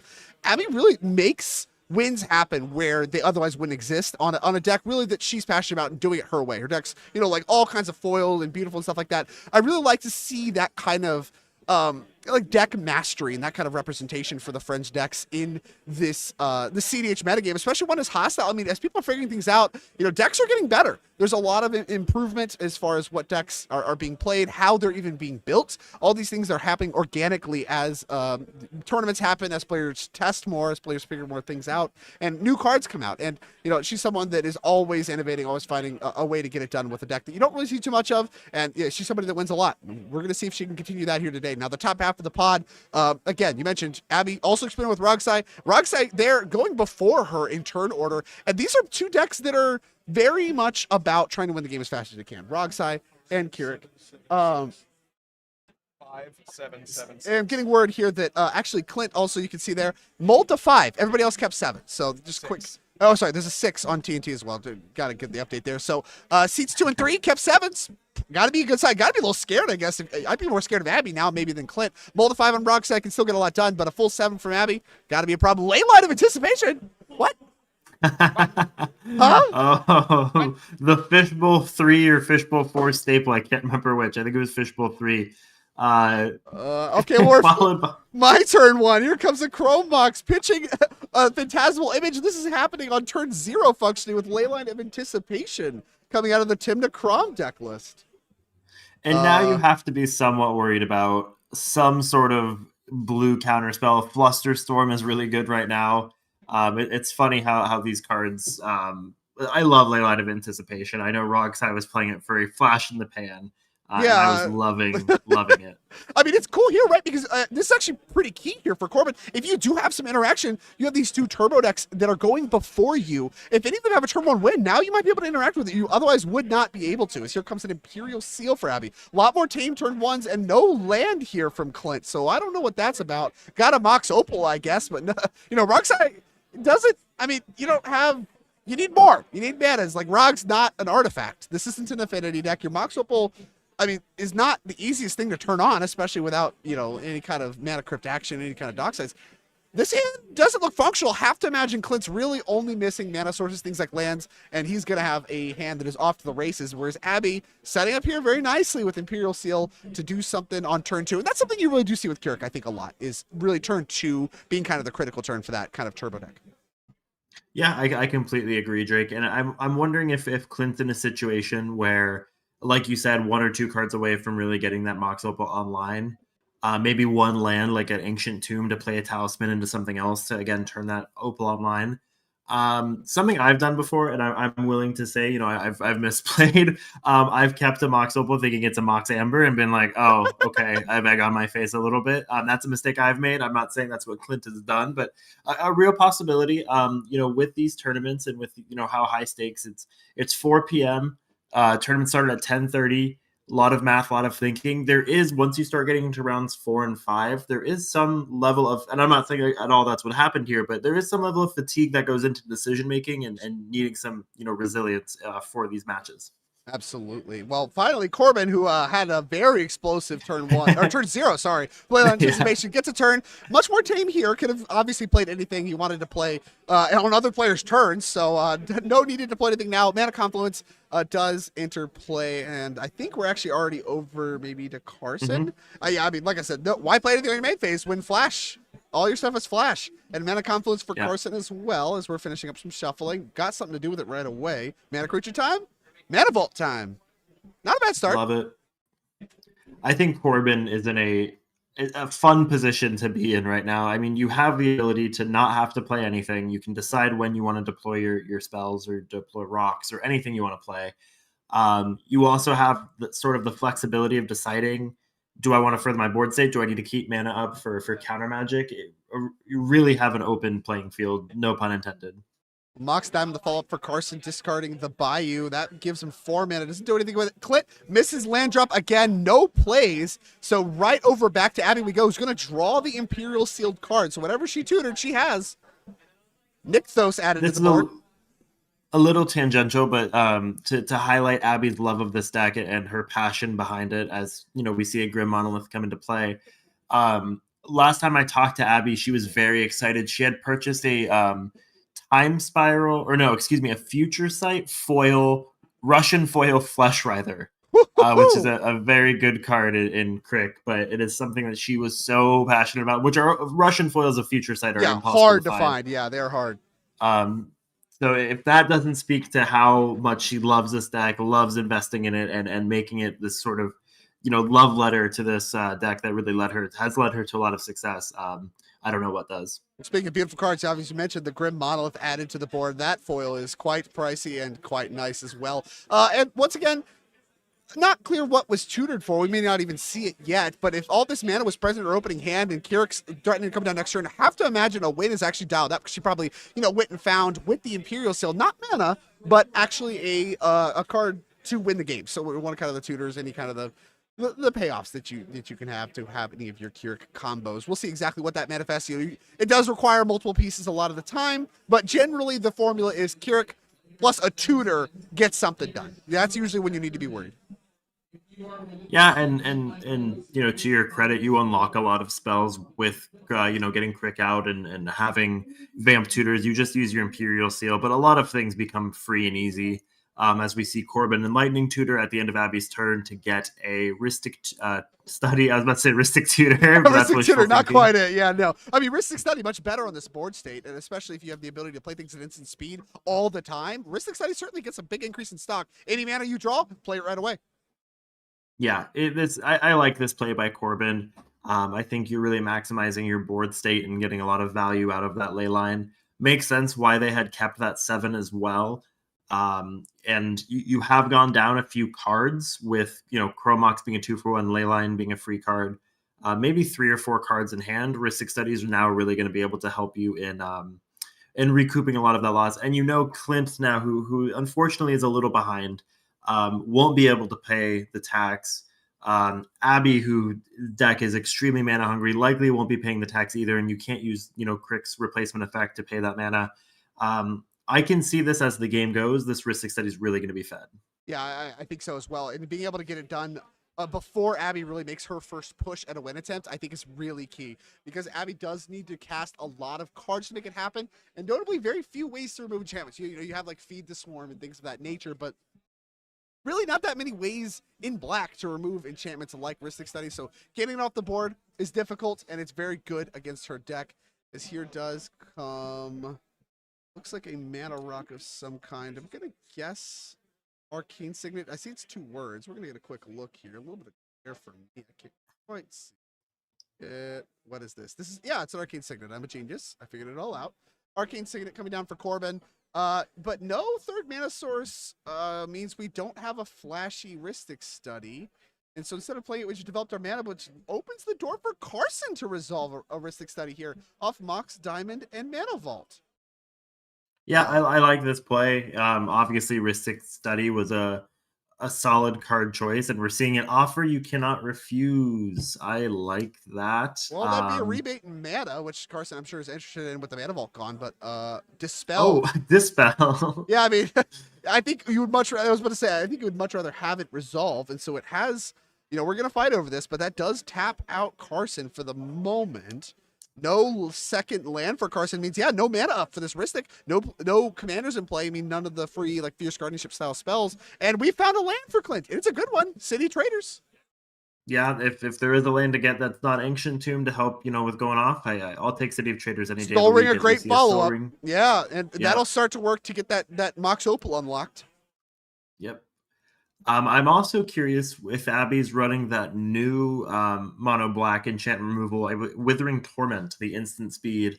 I don't know how relevant that could be, but yeah, if you have that list, I'd be curious if that's a card choice that she's decided to slot in. Withering Torment. That begins with W, so we got to get to the bottom here. And it's an instant, Mr. Sasser. It's an instant. I'm checking the instants. I don't see Feed the Swarm or Withering Torment. In fact, it's really interesting. She's so deliberate with the removal spells she chooses. I mean, she has like Bile Blight, Bitter Triumph. She has Dismember going on, Grasp of Darkness, Victim of Night. Like, these are very intentional decisions to choose these cards over other options like Feed the Swarm. Instant speed, I know, plays a huge factor, but I'm surprised, like you said, to see her not reach for the Withering Torment, especially with an instant. As here does come a Mystic Remora, as we were able to turn on the Mox Opal using the Talisman of Indulgence that was the follow-up. So Clint unlocked. I mean, he's just completely unlocked, right? We have Mystic Remora to refill the hand, and we could be off to the races here with Clint. He's very not out of this game. And here's what we saw from Clint's opening hand now, too, as we see Abby playing Ancient Tomb. A little starved here for black mana. Guess we don't need it when we're casting our Crick here for 6 life. Yeah, we got Nykthos. We'll figure it out. Clint's opening 5 was, if I top deck a land, I'm going off. I land Soul Ring, Talisman, Opal, Remora. That was we were the top deck away from topdeck.gg away from having to worry about that. Yeah, true. So if Kirik resolves, then Nykthos plus that Ancient Tomb will be mana neutral, but filter into black. If we can get more stuff into play, which we know, obviously Kirik does a great job of enabling, that Nykthos will really be set off in black mana, and then who knows what the turn holds. But a lot of problems in play in the form of Ristics, Mystics, so it kind of comes down to the question, are you a believer in just trying to power through these fish and Ristics? I think as the game goes, your window is closing, right? I think people are gonna feed these. Obviously, Remora is like impossible to pay for. No one has 4 mana. We've only seen one Ristic trigger paid for. We know a Ristic's coming from Corbin. The more cards your opponents are drawing, the worse, and they are kind of making it clear they're willing to feed each other. If I'm Abby, I don't know. I think I go for it. I think if we're playing blackjack, I think you have to play even if the odds are against you, because if you don't, you're going to lose. I think it's like hitting on hitting on a 13, playing blackjack. It doesn't feel great, but the odds do seem in your favor, and it's better than not making a play. We are playing black. I don't know about any jacks though, so here we go. As 3 black made Mox Amber's online. And we'll see what Abby has as a follow-up. I mean, we're just making the mana. I don't, there seems to be some kind of discussion here. Pretty clean. I mean, it's a mana ability. We're using 2 of it. He's spending some life. It's Buried Alive. Okay. And here comes a trigger. So that's that. I thought it was a counterspell the way it was slammed down. No, that's actually just a will you pay the 1 little trigger card. Keep that in mind, as the stack may get very big here. Any kind of fights or anything like that. But it looks like we are actually going to pay, as Buried Alive going to potentially resolve. Much more scared of interaction out of TNT is Abby versus Rogside. Can't say I blame her, but I mean, I will say the commander spells are a lot more threatening when Rog is already in play. All right, so here we go. It's test time. Do you know the Kirik combo? I don't. I recognize the card, though. It's a Scourge Prospector, I believe, right? Scourge Familiar, so that's the flying discard a card out of black. That is the Necrotic Ooze. I know there's combos with that thing, and there's Asmodeus. So Asmodeus is 4 BB. It has activated abilities of BBB draw 7, which I believe just lets you pay 6 life to draw 7, and with Kirik in play. And then black to return all cards exiled with him to their owner's hand, because actually Asmodeus does exile the cards if it's in play. But if you just give it the activated ability, it's just BBB draw 7. So you gotta build our own Yawgmoth's Bargain if we can get the Necrotic Ooze in play from here. Do need a reanimate spell for that though. Yeah, I think we're about to see one ripped. We either pay 2 life to get it into play or use that Mox Amber. I don't think we use the Mox Amber, but I think we're about to rip it. And if we're in New York, possibly shipping it. Ripping it and shipping it. It's Animate Dead. And there's a will you pay the 1. Now the question is, will Abby pay the 1? I don't know that you can afford to, but this is a win attempt, right? I mean, you're just going to draw your whole deck. Or at least most of your deck. Draw a lot. I don't believe Abby has the mana. You paid 2. Okay. Here we go. I love this part of the game. When we start waving the Pact of Negation around that you can't pay for, nothing like it. Nothing like it. Cast your spells. Lose the game. I don't care. I'm trying to go for my win. If it's worth losing the game to do that, does the math change if Abby can't fight back and you know it? It's a mono black deck. But you still lose if you're Carson. I mean, I would cast it if nobody else has anything. I would just make sure nobody else has anything. I don't know. No. I wouldn't start waving it around right away. I mean, do you? She's showing she has a beseech, so she has backup anyway. I love this. Abby just has it in spades. I don't. I think if you're Carson. Okay, all right, yeah. Give me your thoughts. Give me your whole thoughts. I don't think you wave it around like this. I maybe you do a slight discussion, but statistically, I guess it's in your favor to do it because a draw is worth 1 point, and if you lose the game or are out of the game for whatever reason, and your opponents draw the game, then you're in a situation where you still get 1 point. So I guess if in a purely holistic, we're trying to just get points, it is in the favor to just pact it. But in that same vein, I'm also like, that's my problem. Sorry? You're not even dead. Like, if this happens, she's going to draw a lot of cards, and she's going to feed a ton of Mystics and Mystics. There's still a chance you could just overpower whatever she's doing. I mean, there is problems. Like, if the fence grid comes down, okay, now suddenly things are bad. But, like, just waving it around when this isn't a spell that says you win the game on it. It doesn't say you win the game, but when you have the ability to draw so many cards and accumulate value in a way... Oh, it does, because you draw your whole deck. A key... You're right. Yeah, this is a key interaction point. But if I'm Carson, I wouldn't even say if I'm in that seat where I have a Pact of Negation, I won't even say if I'm Carson. If I'm me in that position, I think you just gotta play it. I think you just take the beat and go, okay, I'm gonna stop this win attempt. I hope to draw, and but the other thing too is Abby could very easily just not a cast your spells believer is Carson, as here comes the Necrotic Ooze. This is a turn 3 win attempt, and this is transparent. So the way this actually works is first time you pay 6, draw 7. Then because you have the Scourge Familiar's ability, you can discard 3 of those cards to draw 7 more. So you're up cards, you're up mana. You can actually deterministically draw your entire deck as long as it's a multiple of 7. Otherwise, there's going to be whatever the remainder would otherwise be left over. And then you can make any amount of mana that you want to cast things like Imp's Mischief, or like the other Imp's Mischief effect that I'm trying to think of, or Imp's Mischief. Like, you can use those things to protect your win as you're drawing. I think of Withering Boon, like the essence scatter that's black.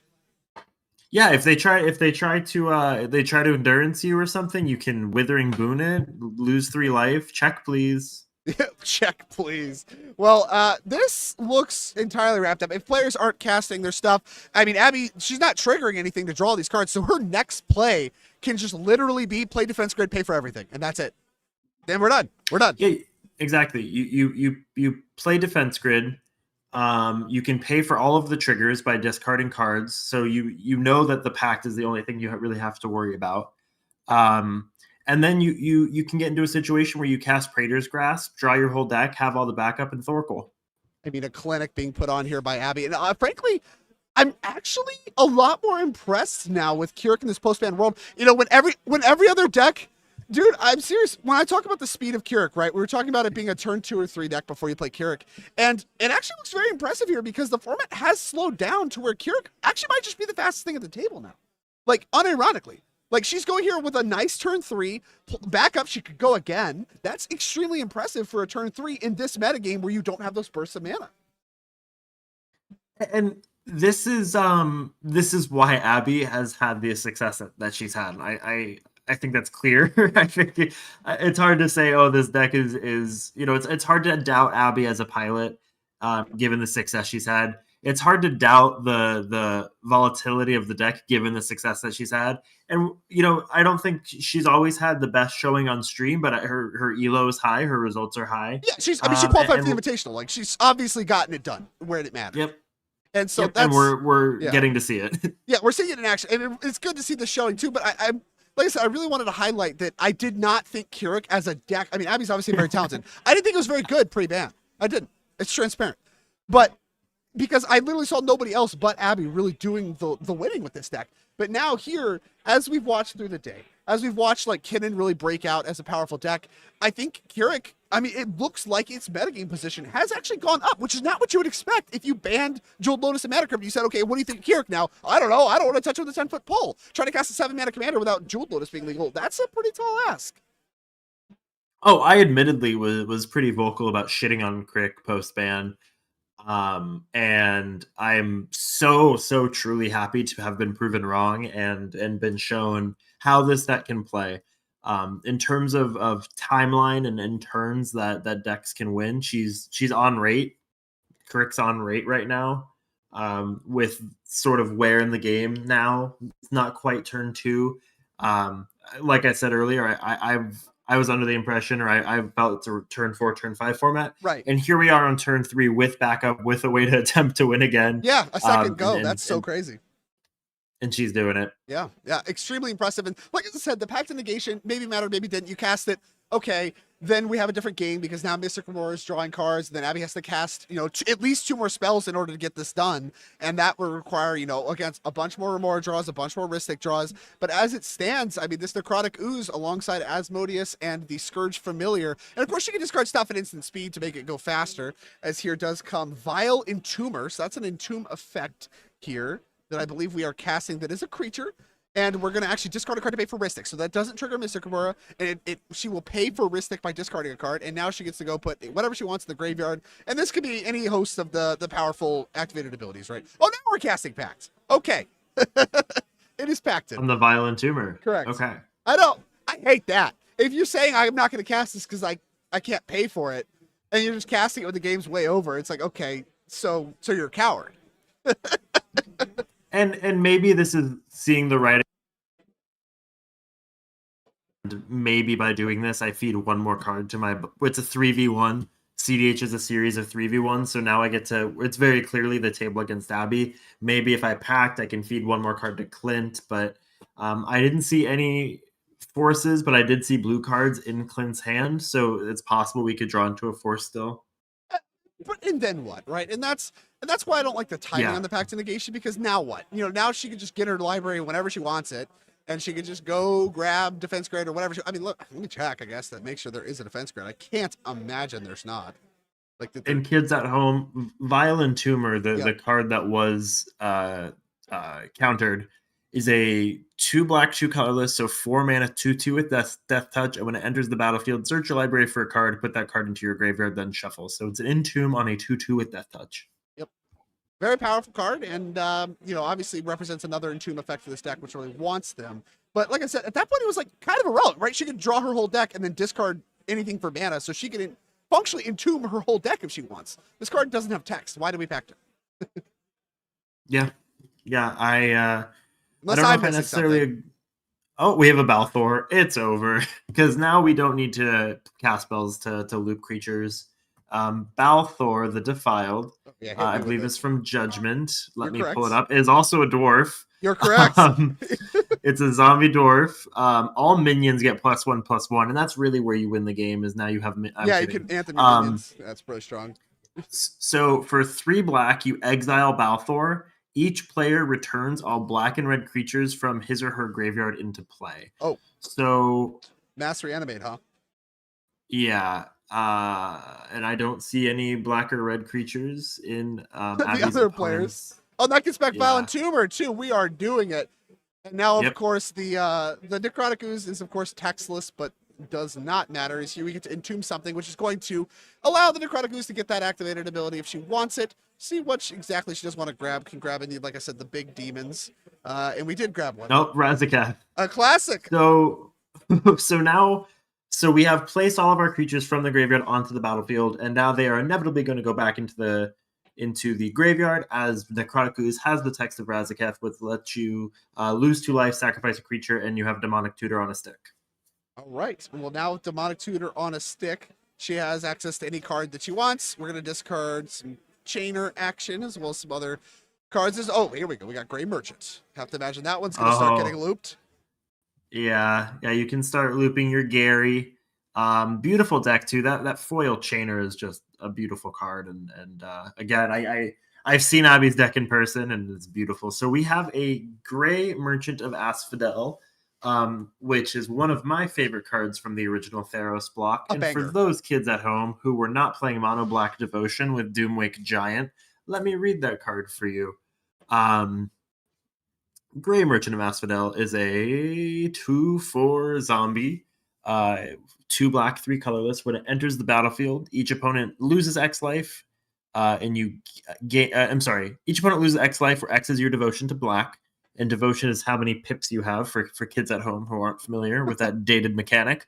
And you gain life equal to the amount of life lost that way. So if Abby's devotion to black is 10, each opponent loses 10 life. She will gain 30 life, which then in turn helps the rest of her deck. Her deck eats through your life total very, very quickly. This is a no-brainer perfect card.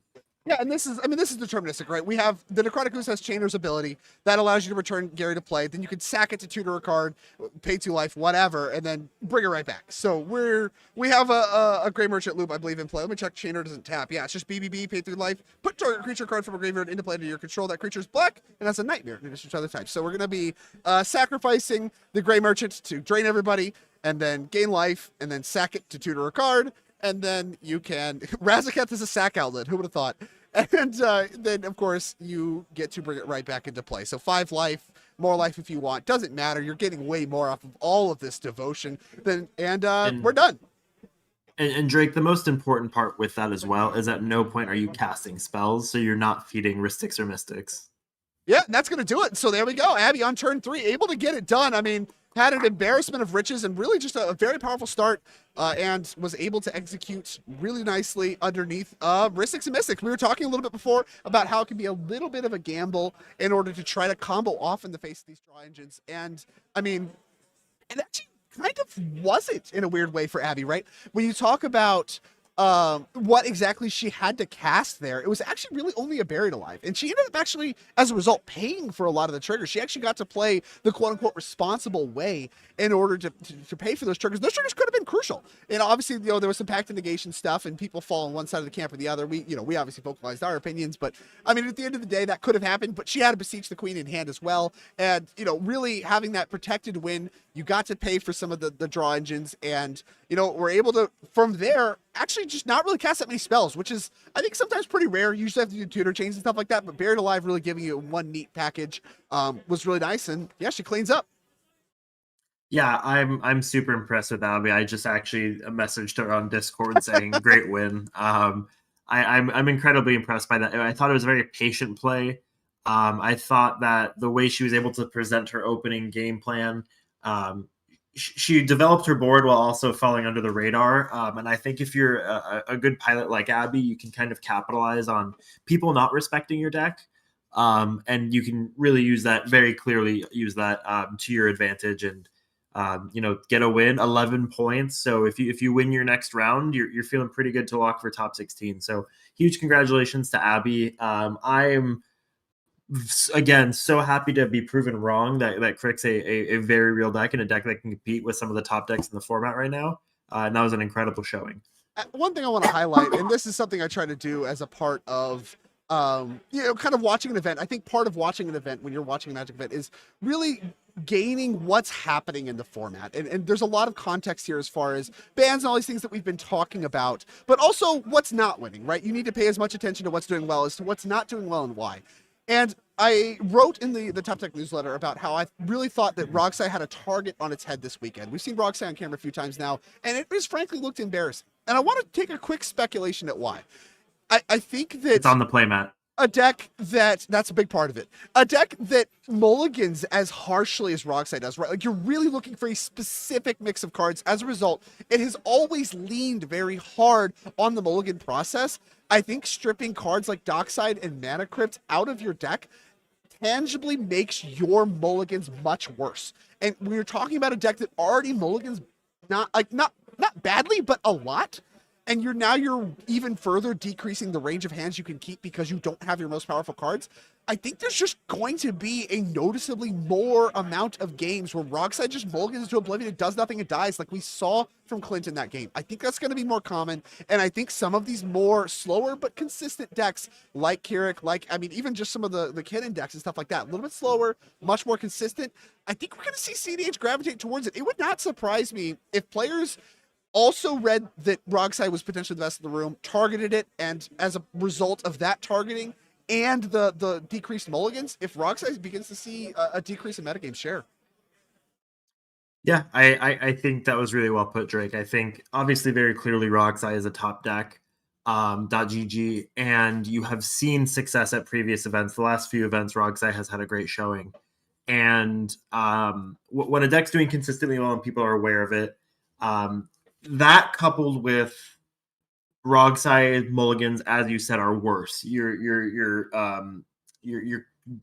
condensity, your density, excuse me, of condensity. I'm going to use condensity. I like that word. Your Sure. condensity, that's a fake word, of the cards you're looking for, again, for that optimal opening hand is lower. It's harder to find those more explosive starts. Just if we're doing an exponential sort of what a hand can look like, numerically, those cards you're looking for, it's just less. It's just harder to mulligan, but you still need to make those same mulligan decisions with lesser or different card quality. And so when you have a target on your back and you don't have the same ability to win the way you used to, we're seeing a little bit of the result of that. Yeah, I think that's true. And I honestly, like I said, it's not over till it's over. There's still a lot of Magic to be played, a lot of tournaments to be played. There's a lot of Roxai that showed up. So I imagine we're going to see more of it. There's opportunities for it to, do something on camera. But it really I feel like I'm watching a very different CDH from what we'd seen before, thanks to the bans. And so I really want to highlight that. Like I said, the bans are really overshadowing a lot of the context of what players are preparing for and what matters in these games now versus what matters before. The tutor targets, people used to tutor from Mana Crypt Stocksheds all the time. We're really seeing a tangible shift in play patterns and stuff like that, and it adjusts the texture of the format. So with that, that'll conclude round number 4 here of our coverage. Quite a little bit of time left in the round. That was very fast, as we saw a turn 3 win from Abby. So we're going to have a little bit of a drawn out break here as we do prepare for the final round of Swiss. But we will be bringing you the 5th and final round of Swiss here a little bit after the break. I will be stepping out of the booth. Of course, Dylan Scorish will be hopping back in with you, Lauren, to take us all home. And that'll do it for round number 4.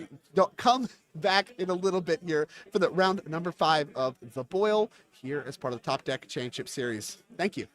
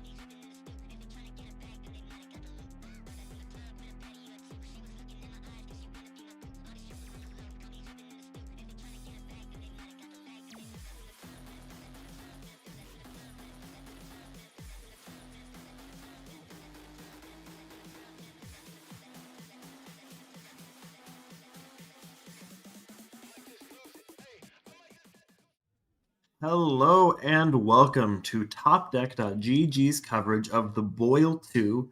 My name is Lauren, and I am joined by my pal who punts, Dylan Scorish. Hey, how you doing today, Dylan? Doing pretty good, Lauren. Ready to get on with this round 5. Some huge implications in this game here.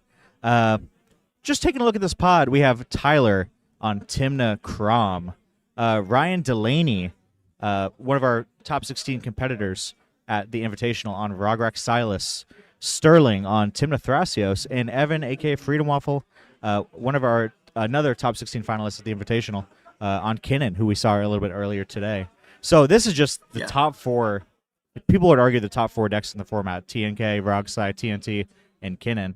And every single one of these players absolutely has to win to even have a chance to make top 16 tomorrow. And that's the interesting part too. These are players we've seen before. We've seen at different tournaments, and they are playing some of the best decks in the format. With that being said, though, not a traditional pod we would usually pick. This is pod 21. There are 67 pods at this 320 person plus event for CDH right outside of Atlanta, Georgia. We picked this pod because it's make or break for these players. This is the end of day 1.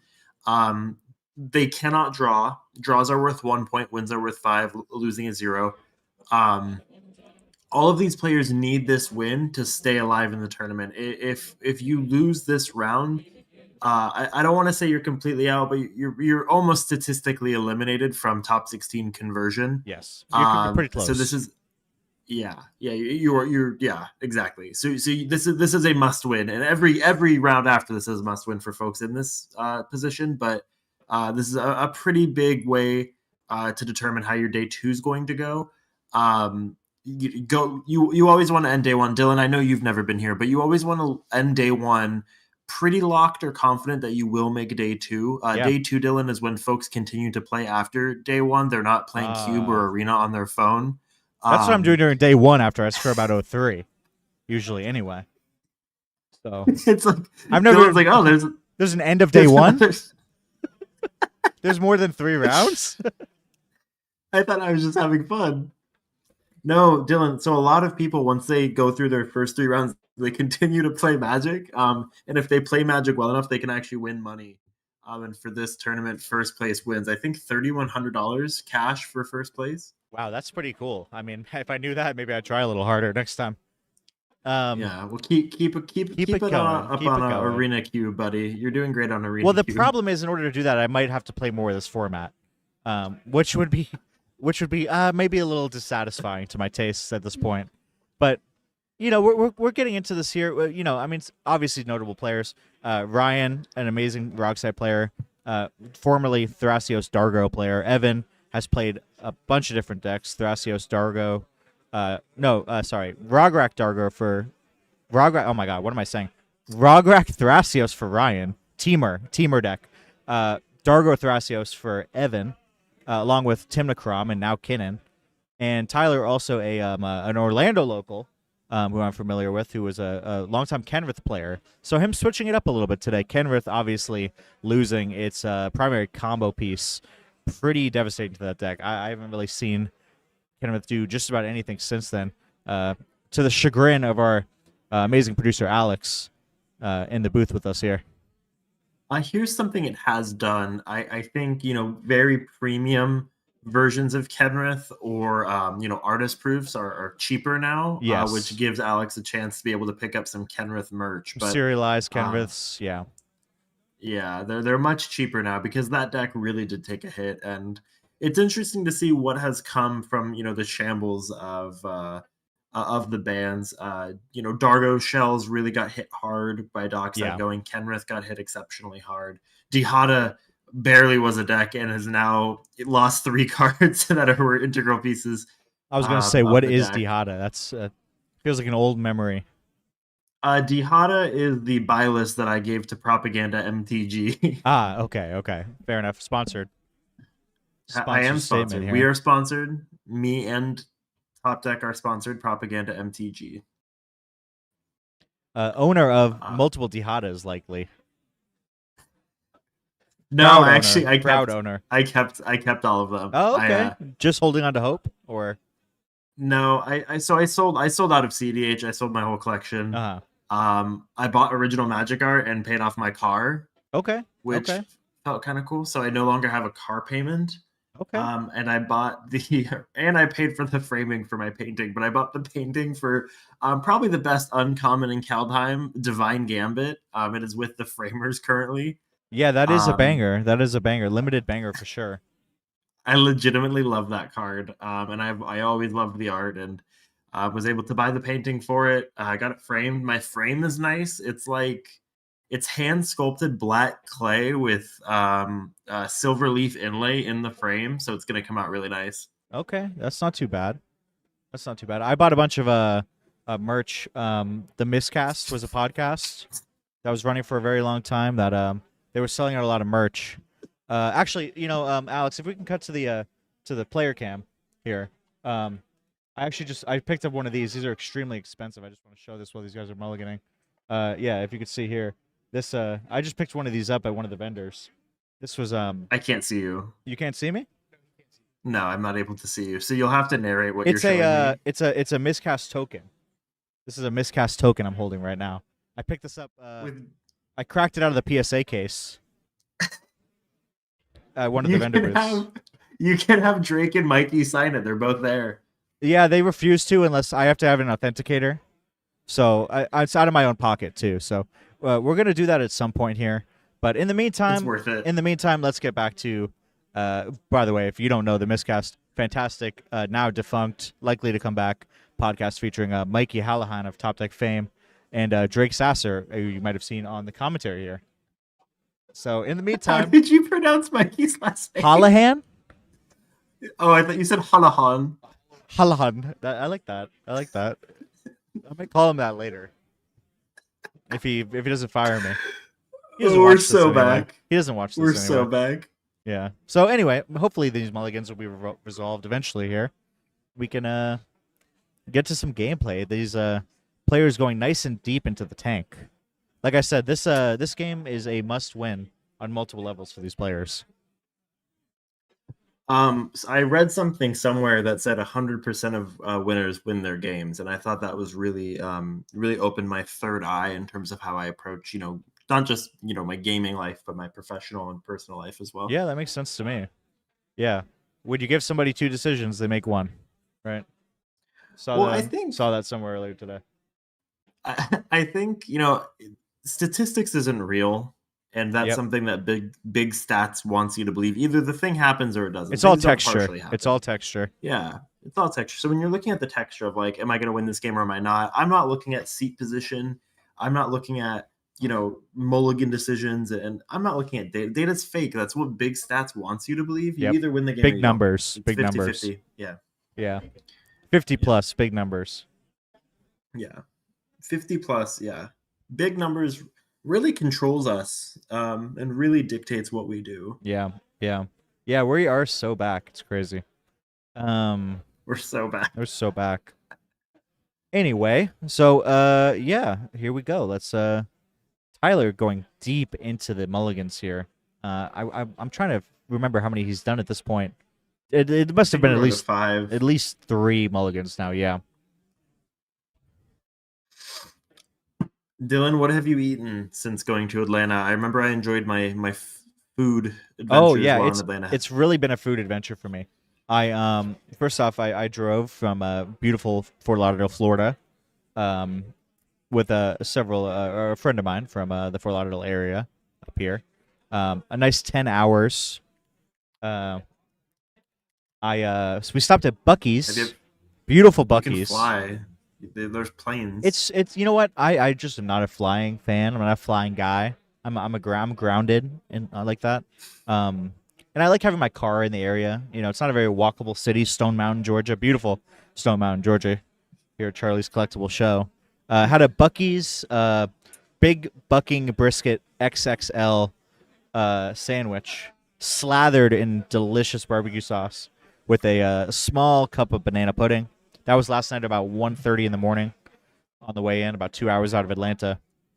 And then yesterday, that was 2 nights ago. Yesterday, I had a McDonald's for lunch, Big Mac, large fry, unsweet tea, 10-piece nugget. Didn't eat the fries, gave them to our producer, Alex. He was extremely grateful. Not a fry guy. Just not a... I like fries and all. I don't hate them, but I just, I don't eat them like that. Yeah, I have some more stuff for dinner, but we could save that maybe for round 6 tomorrow. awesome. I can't wait. Yeah. I was telling Drake I had a rattlesnake and rabbit bratwurst yesterday. It sounds pretty kind of gross. Anyway, we have Tyler keeping 4 cards. I'm being informed he kept 4 cards, and the rest of the table kept 6. And we have a Gemstone Caverns coming out from Ryan here, down to a 4. Oh, exiling our Valley Flood Color. Don't need to go instant speed. I'll tell you what, Ryan popularizing Leyline of Anticipation at the Fishbowl. This guy loves pregame actions. I've noticed. Every time I'm with him, there's kind of an ongoing joke that Ryan and I have. We call him Mr. Pregame. Mr. 'Cause Pregame. He's always having pregame actions. It's so funny. I thought that was our joke, but here we go. So we have it wasn't. Oh, anyway, Meticulous Archive from Tyler, milling a Raucous Theater. Probably don't want to have 2 of those with a Lotus Petal. Looks like 2 cards in hand left here. Immediately firing off a Diabolic Intent, Bloodstained Mire Diabolic Intent from Ryan, sending Rog back to the Nether. Yeah, and the Nether, if you do get the Eyes of Ender and find the portal, you can fight the Ender Dragon in the Nether. So Yes. something really to look out for as this game continues Well, for the new Minecraft Secret Lair. It actually goes to show how little you know about Minecraft, because you don't fight the Ender Dragon in the Nether at all. You have to find the end by using the Eyes of Ender to navigate you to the end portal. You get the Eyes of Ender by crafting them with Enderman eyes and oh my gosh, the things that you get off the little. Flats Okay, just sorry. Go here, ahead. my star- Blaze We have rods. marsh Blaze flats. rods. Craft them with blaze rods. Yeah, Where do you get those? you get those in the Ender. In the end. Oh no, Oh. sorry. Oh my gosh, I'm all over the place. The Nether. There's a reason I'm the producer. What are we imprinting here? Or is this That's a soul ring. Yeah, it's a soul ring. Oh, okay. Into a Felwar Into a stone. Felwar stone. Okay. Punchy Into a wants to mana know if we box. have any insight on enchantments to have before fighting the Ender Dragon. I like the one that makes it so you don't take fall damage on your boots when the Ender Dragon can sometimes send you up into the air. Feather Falling, yes. Thank you, Alex. Feather Falling is definitely one that I try to prioritize. So we have a Mox Diamond followed by Llanowar Elves. This is the Mox sort of Opal. start that Kinnan loves to have. Yeah, a good amount of mana going into turn 2. We have a Kinnan. Yeah, I mean, it's not terrible. Seems pretty good to me. Let's see. I mean, it's pretty scary, Ryan, going tutor pass on a 6. That's, there's some potential there, certainly. Yeah, and I love the gamesmanship too. And Rogsai with 3 mana, the world really is your oyster. There's a lot you Absolutely. can do, and you haven't seen any interaction. But people mold low, and when you're molding that low, you're very unlikely to have interaction. So curious what Ryan's able to pull out here. Some Okay. Oh wow. Okay. Recast Rog Cabal. Or sorry, I was gonna say Culling the Weak, but no. Mystic Remora. Mystic Remora. Okay. And no, unchecked. No one flinched. So Yeah. I feel like a collective lack of interaction, or at least free interaction here from the table. Well, it makes sense looking at the table, right? Sterling just put out 4 cards on the board turn 1. Evan dumped out 4 cards on the board turn 1. It makes sense that that's what the majority of their hands were composed of, right? Is just getting out the mana as quick as possible. Yeah, makes sense to me. Timna coming out from Sterling. Okay. Some Did we miss a gesturing. land drop as well? It looks like we did. Yes. Fascinating. I guess you don't really need it when you have mana rocks the way they have. Yeah, exactly. Where we're going, we don't need lands. Manaless Dredge. That'd be a good deck, huh? Probably not, but I mean, I love the enthusiasm you show every day. You're here with us. Llanowar Elves here. We have Kinnan into Llanowar Elves into a crop rotation. So a couple things we could see here. Very likely a Gaia's Cradle if I had to really take a shot in the dark. Makes sense to me. That Mox Opal's a little awkward, but probably not too hard as the game goes to get that turned on and really start running away with mana production with Kinnan's ability. Treasure Vault. A Treasure Vault. Turning on the Mox Opal. Okay, that's a heads up play. All right. I like that. I like that. Especially with Kinnan being able to double your treasures. I don't mind that play. I like that. Yeah, that makes sense.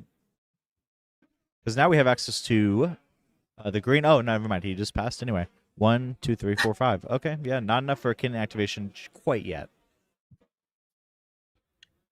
Antonio, Ryan cast a Mystic Remora, paid 2 mana to recast his Rograk, and then used his gemstone to cast the Mystic Remora, which notably has not triggered. The crowd rotation triggered it. Oh, okay. One card. Yeah. 1 for 1. That's great. Yeah, then just play an Opt without the Scry. It's even better. Think twice. 1 mana, think twice. No flashback. It's really good. Yeah, it's interesting to see. I mean, this could be. This is the type of thing that Rograk Silas can do. Look very unassuming. Kind of just sit back and chill. And just kind of get you out of nowhere. People are always waiting for it to be the fast deck. But you can play it in kind of a more contained, relaxed way. If you don't expect that the table's going to be able to turbo out, it's going to be able to win on top of you, right? So that's kind of the gamble you could take with Roxy sometimes. Is that, okay, I'm just going to know that I have the most explosive finish. I have the most amount of finishers. If I can get to my free interaction that my deck is loaded with, even with the lighter interaction packages, I'm going to be set up pretty well. If I can just fade losing, which, with these slower matchups is something that you can do somewhat reliably, I feel like. Yeah, no, I completely agree. And we see Ryan here paying for the Remora, playing a Chromatic Star, passing turn. Sterling swinging in with the Tibna, hitting Ryan. Looks like, we're still not hitting our land drops here as Sterling. Casting a Chrome Mox, triggering Mystic Remora. Everyone's fine with the priority there. Imprinting a Delighted Halfling. Makes sense, a little slow. So returning a Mana Dork into some faster green mana here. And immediately tapping that along with the Soul Ring for a Devoted Druid. I believe and we there's have white mana open. I believe I do see a Swift reconfiguration in hand for Sterling. Okay. Felwar Stone. Okay, Bloom Tender. So taking it slow here from Sterling. Okay. I mean, we can also put the Swift. Oh, no, I guess that wouldn't go infinite then. Swift reconfiguration to go to Bloom Tender. That would get rid of the summoning sickness because it would become a vehicle. But Yeah, definitely would uh, be worse. yeah, definitely worse. Maybe Sterling.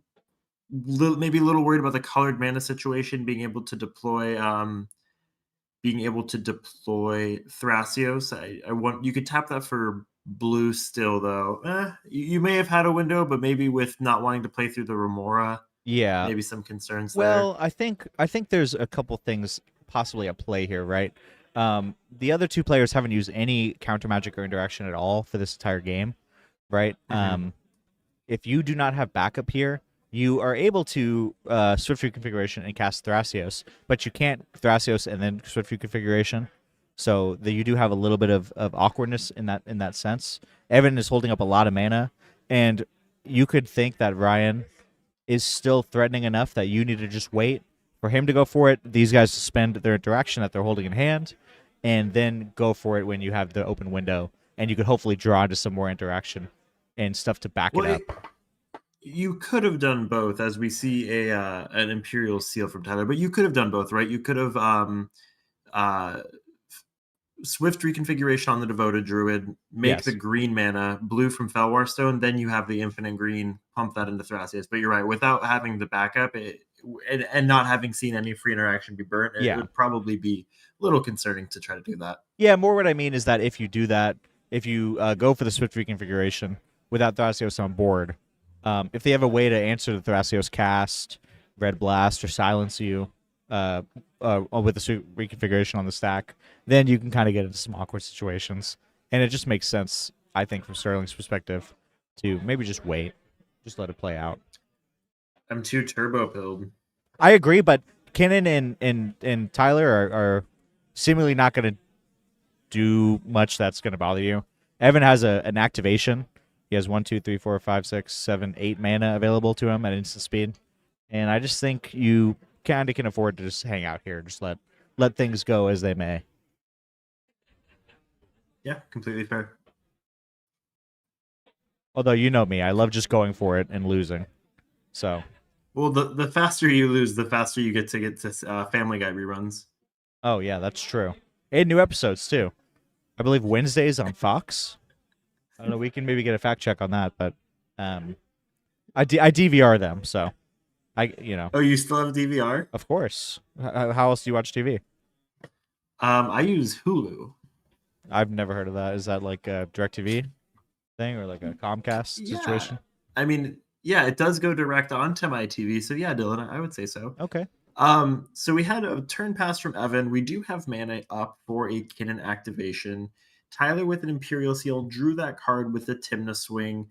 Ryan looks like paid for Remora pass, kind of an anemic turn from his end. We are back to Sterling's turn. Timna swinging at Tyler.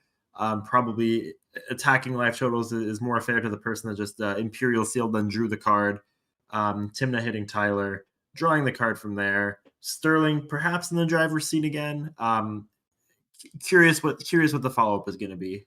Yeah, I mean, if you're Sterling here, I feel like you're a little priced into just doing it now, right? Mm-hmm. You have other ways to win in your deck. It's not the end of the world if your Devoted Druid gets answered here, right? We haven't seen anything quite too threatening yet, but yeah, you've basically spent your whole turn to set this up here. Is how I feel, and maybe it's just worth going for it now. It's never. I don't know if it's ever going to get better necessarily. Oh, we're making 2 mana? Okay. 4 mana. Activate? Okay. Or what is this? Hullbreaker Horror or something?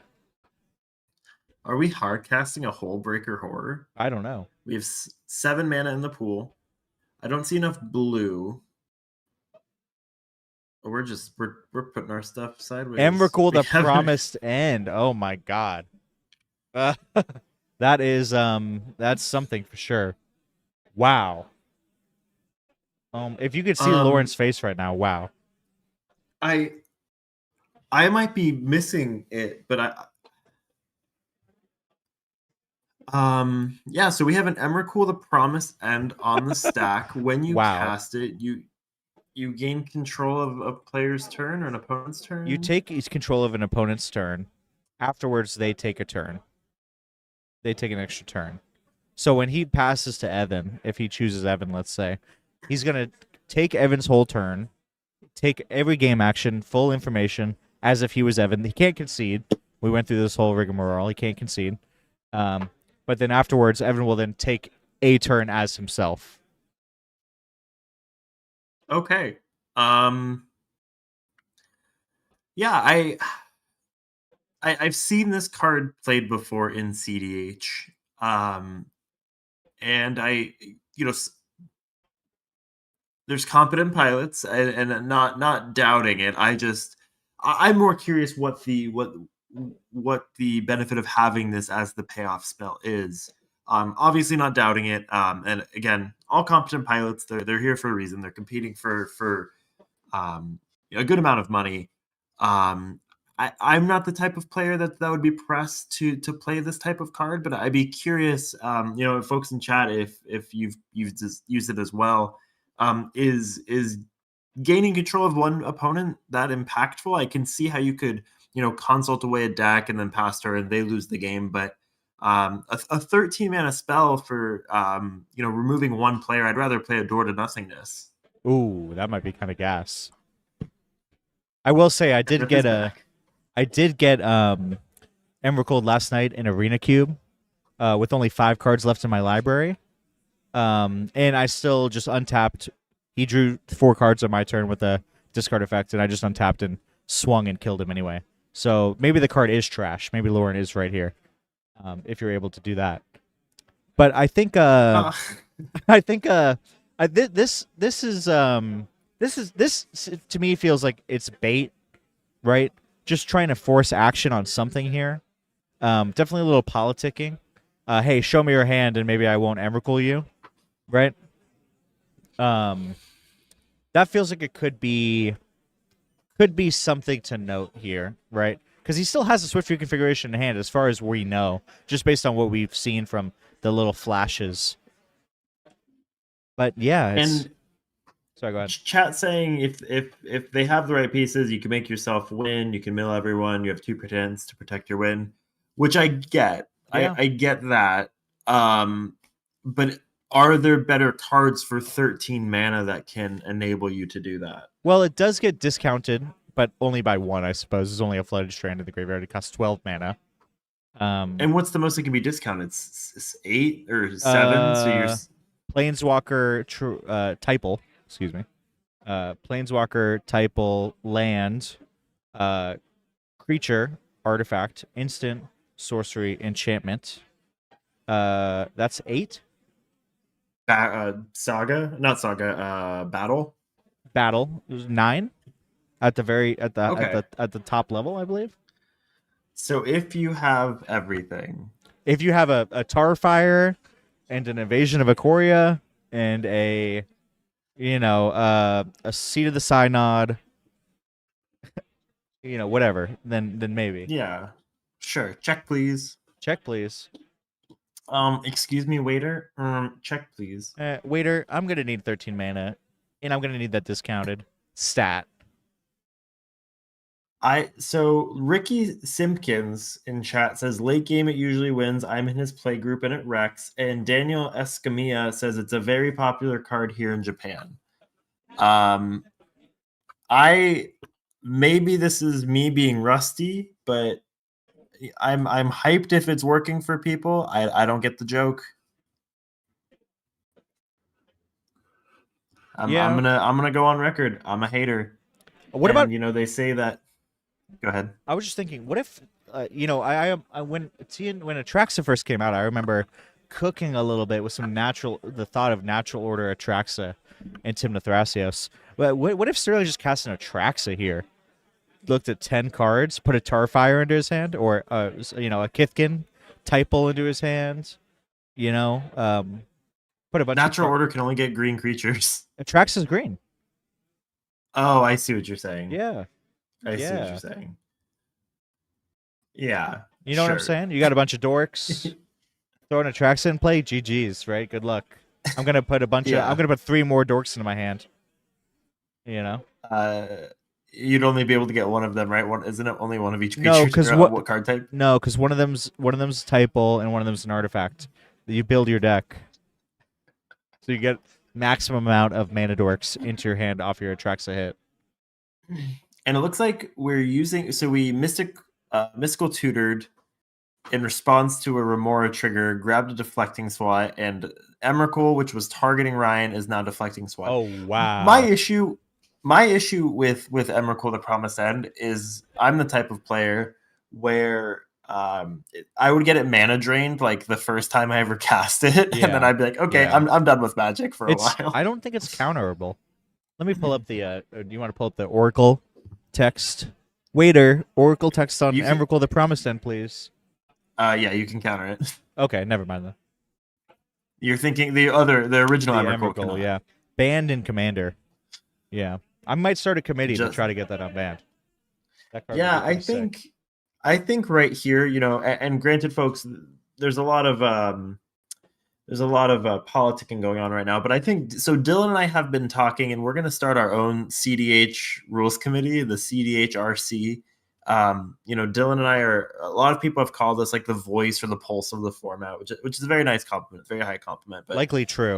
Very, very likely. it is true. Yeah, that's the thing that we want to say is other people say that it's them and it's not. It's me and Dylan. Yep. So, Yep. As the most ingrained, highest, top performing, top earning CDH attendees, we've kind of transcended player. We are going to make our own rules committee and our own ban list. Yeah, exactly. I'm thinking we unbanned Leovold and Fastbond. Leovold, Fastbond. Yeah, I'm with a couple things. Coalition victory. Sounds gas. Gifts Ungiven. Yep, let's do it. Let's ride. Oh man, can you imagine gifts ungiven here? With you have gifts ungiven in hand, you're tapped out, you get Emrakul. Find nothing? Oh my god. Check please. That's pretty rough. That is rough. We're so back. We're so back. I mean, we got a round 5 Emrakul on a winning in here. Not winning in, win in survive here at this table. I mean, if you're one of these other players, you're sitting here, you're locked into this game. You absolutely have to win to even have a chance. And all of a sudden, there's an Emrakul on the board. I mean, what are you thinking at this point? Like, what is going through your head other than what are we doing here? Yeah, I think the thoughts that I've expressed thus far are the same thoughts that I would say while playing. And yes, Antonio, there is politics in progress. Looks like with the Emrakul, that seems like the worst target for Sterling to have with the Emrakul with 2 cards in hand. We had activated Kinnan, and now we're discussing the Kinnan activation. Maybe some issues with priority. Looks like it's resolving, and we have a Phyrexian Metamorph. Notably with the Metamorph, the Emrakul is a cast trigger, not an enters the battlefield trigger. So you have a few scant options. I mean, maybe you just choose the Emrakul to have a 13/13 flying trample and other blocker. Looks like we're doing mana here. Could be a Thrasios or Phil Warstone, any of those are probably fine options. Looks like we chose the Mox Diamond. Yeah. With Kinnan, can you decline even if you have a hit? Like, can you burn the mana? I'm not sure. I've seen them whiff plenty of times, but I think it might be mandatory. You may put a non-human. So you can, if you're Sterling, you can... I guess that doesn't matter, though, because you'll just pass turn. Well, you could do it. You also just get to sack his treasure vault here for 0, which is pretty funny. But I'm pretty sure that you can just do it, and if there's something that you can, use to your benefit on your turn, that is something that you can do. And also, he could just go to combat here, swing at Sterling, kill the Kinnan after he's done. Yeah, completely fair. Common play pattern with Emrakul and other formats. Makes AKA Arena sense to me. AKA what happened to you. It did. They swung my Null Drifter into Emrakul, and then I just had Felia and 8 Field of the Dead tokens. Good luck. Block that. Okay, 13/13 sounds good, buddy. You got it. I'll take 13. So currently we are in the Oh. So it looks like we did use the Emrakul to see if the coast was clear, at least with Evan. No, Mox Diamond is a cast trigger that you discard, not an enters the battlefield trigger. Yeah, believe. I think you're right. Let's double check the Oracle text. Oh, if Mox Diamond would enter the battlefield. No, that makes sense. Yeah, that sounds right to me too. The Oracle text, I believe, chat, you are right. If Mox Diamond would enter, you may discard a land card. If you do, put Mox Diamond on the battlefield. If you don't, put it in its grave. But if Phyrexian Metamorph entered as a Mox Diamond, they should have discarded. I don't know if it's probably too late to call a judge on that, but good catch, everybody. Well, we're also just not sure that it's a Mox Diamond. It very likely could just be like a Felwar Stone or, probably True. Felwar Stone. Felwar Stone is also just 5-mana rock here. True. Yeah, he did not discard a land. Looks like we did crack the treasure vault as believed, but Phyrexian Metamorph could also be a Felwar Stone. We are using it as a mana rock, and we are casting a Offer you. Oh, it's a Soul Ring. No, I think that's an offer you can't refuse. Oh, Dispel. Oh, Dispel. Okay. We have a couple triggers going on the field. Now we're getting serious. We're busting out the tokens. Yeah, a little bit of frustration here from the players. Right into the lair pile. Perfect. Yeah, perfect. It's like they know where it is. But their most important cards are right there.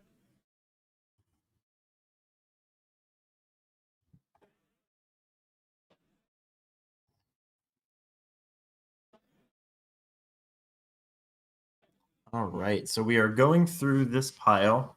Remora resolve, Dispel targeting offer you can't refuse. Evan not able to do anything at all other than be controlled by Sterling. So it is the bottom half of the table versus the top half of the table very clearly right now. This is where player duplication coming from Ryan. Wow, okay. Sacking Rog. And I believe copying the Dispel here. Oh, no, not the Dispel. Maybe likely the Dispel. Yeah, Dispel copying. I hit the other Dispel. Yeah, sure. That makes sense. We have a Swift View configuration, offer you can't refuse, Remora trigger on the stack, Dispel, and then now a Flare of Duplication being cast. Yeah, and you have to assume that's a Dispel, Flare for Dispel on, and then Dispel the Dispel. Yeah. I would assume, which it looks like that's what's happening. I gotta say, I don't know your thoughts on this, but man, Offer You Can't Refuse is just one of my least favorite cards they've printed in a long time that sees this much play. It just feels so bad every time I see that thing cast. Like I get it. It saved us here, but 2 treasures is so much. I would rather play Strict Serenade. I agree. I'd probably rather play a basic forest or something. I mean, it just feels so bad giving your opponents resources like that. Yeah. It's seeing play, and I think with how few treasures now we're seeing, you're probably right. It's probably not the best. The best piece of interaction, but mana at a premium more than ever now. I mean, it's fine. It's people will certainly play it, and I get why. It is a catch-all, but oh man, it just hurts me sometimes seeing it. And just give somebody 2 treasures. Like, what if you just didn't, right? It's popping a gate in there. Sense. Yeah, this makes sense now too. Why Ryan possibly wanted to protect his hand. Didn't still cards in there. The flare you had to at least potentially protect your win with if it did wheel back to your turn. Yeah. And now I think this window's pretty quickly opening for Tyler and Ryan.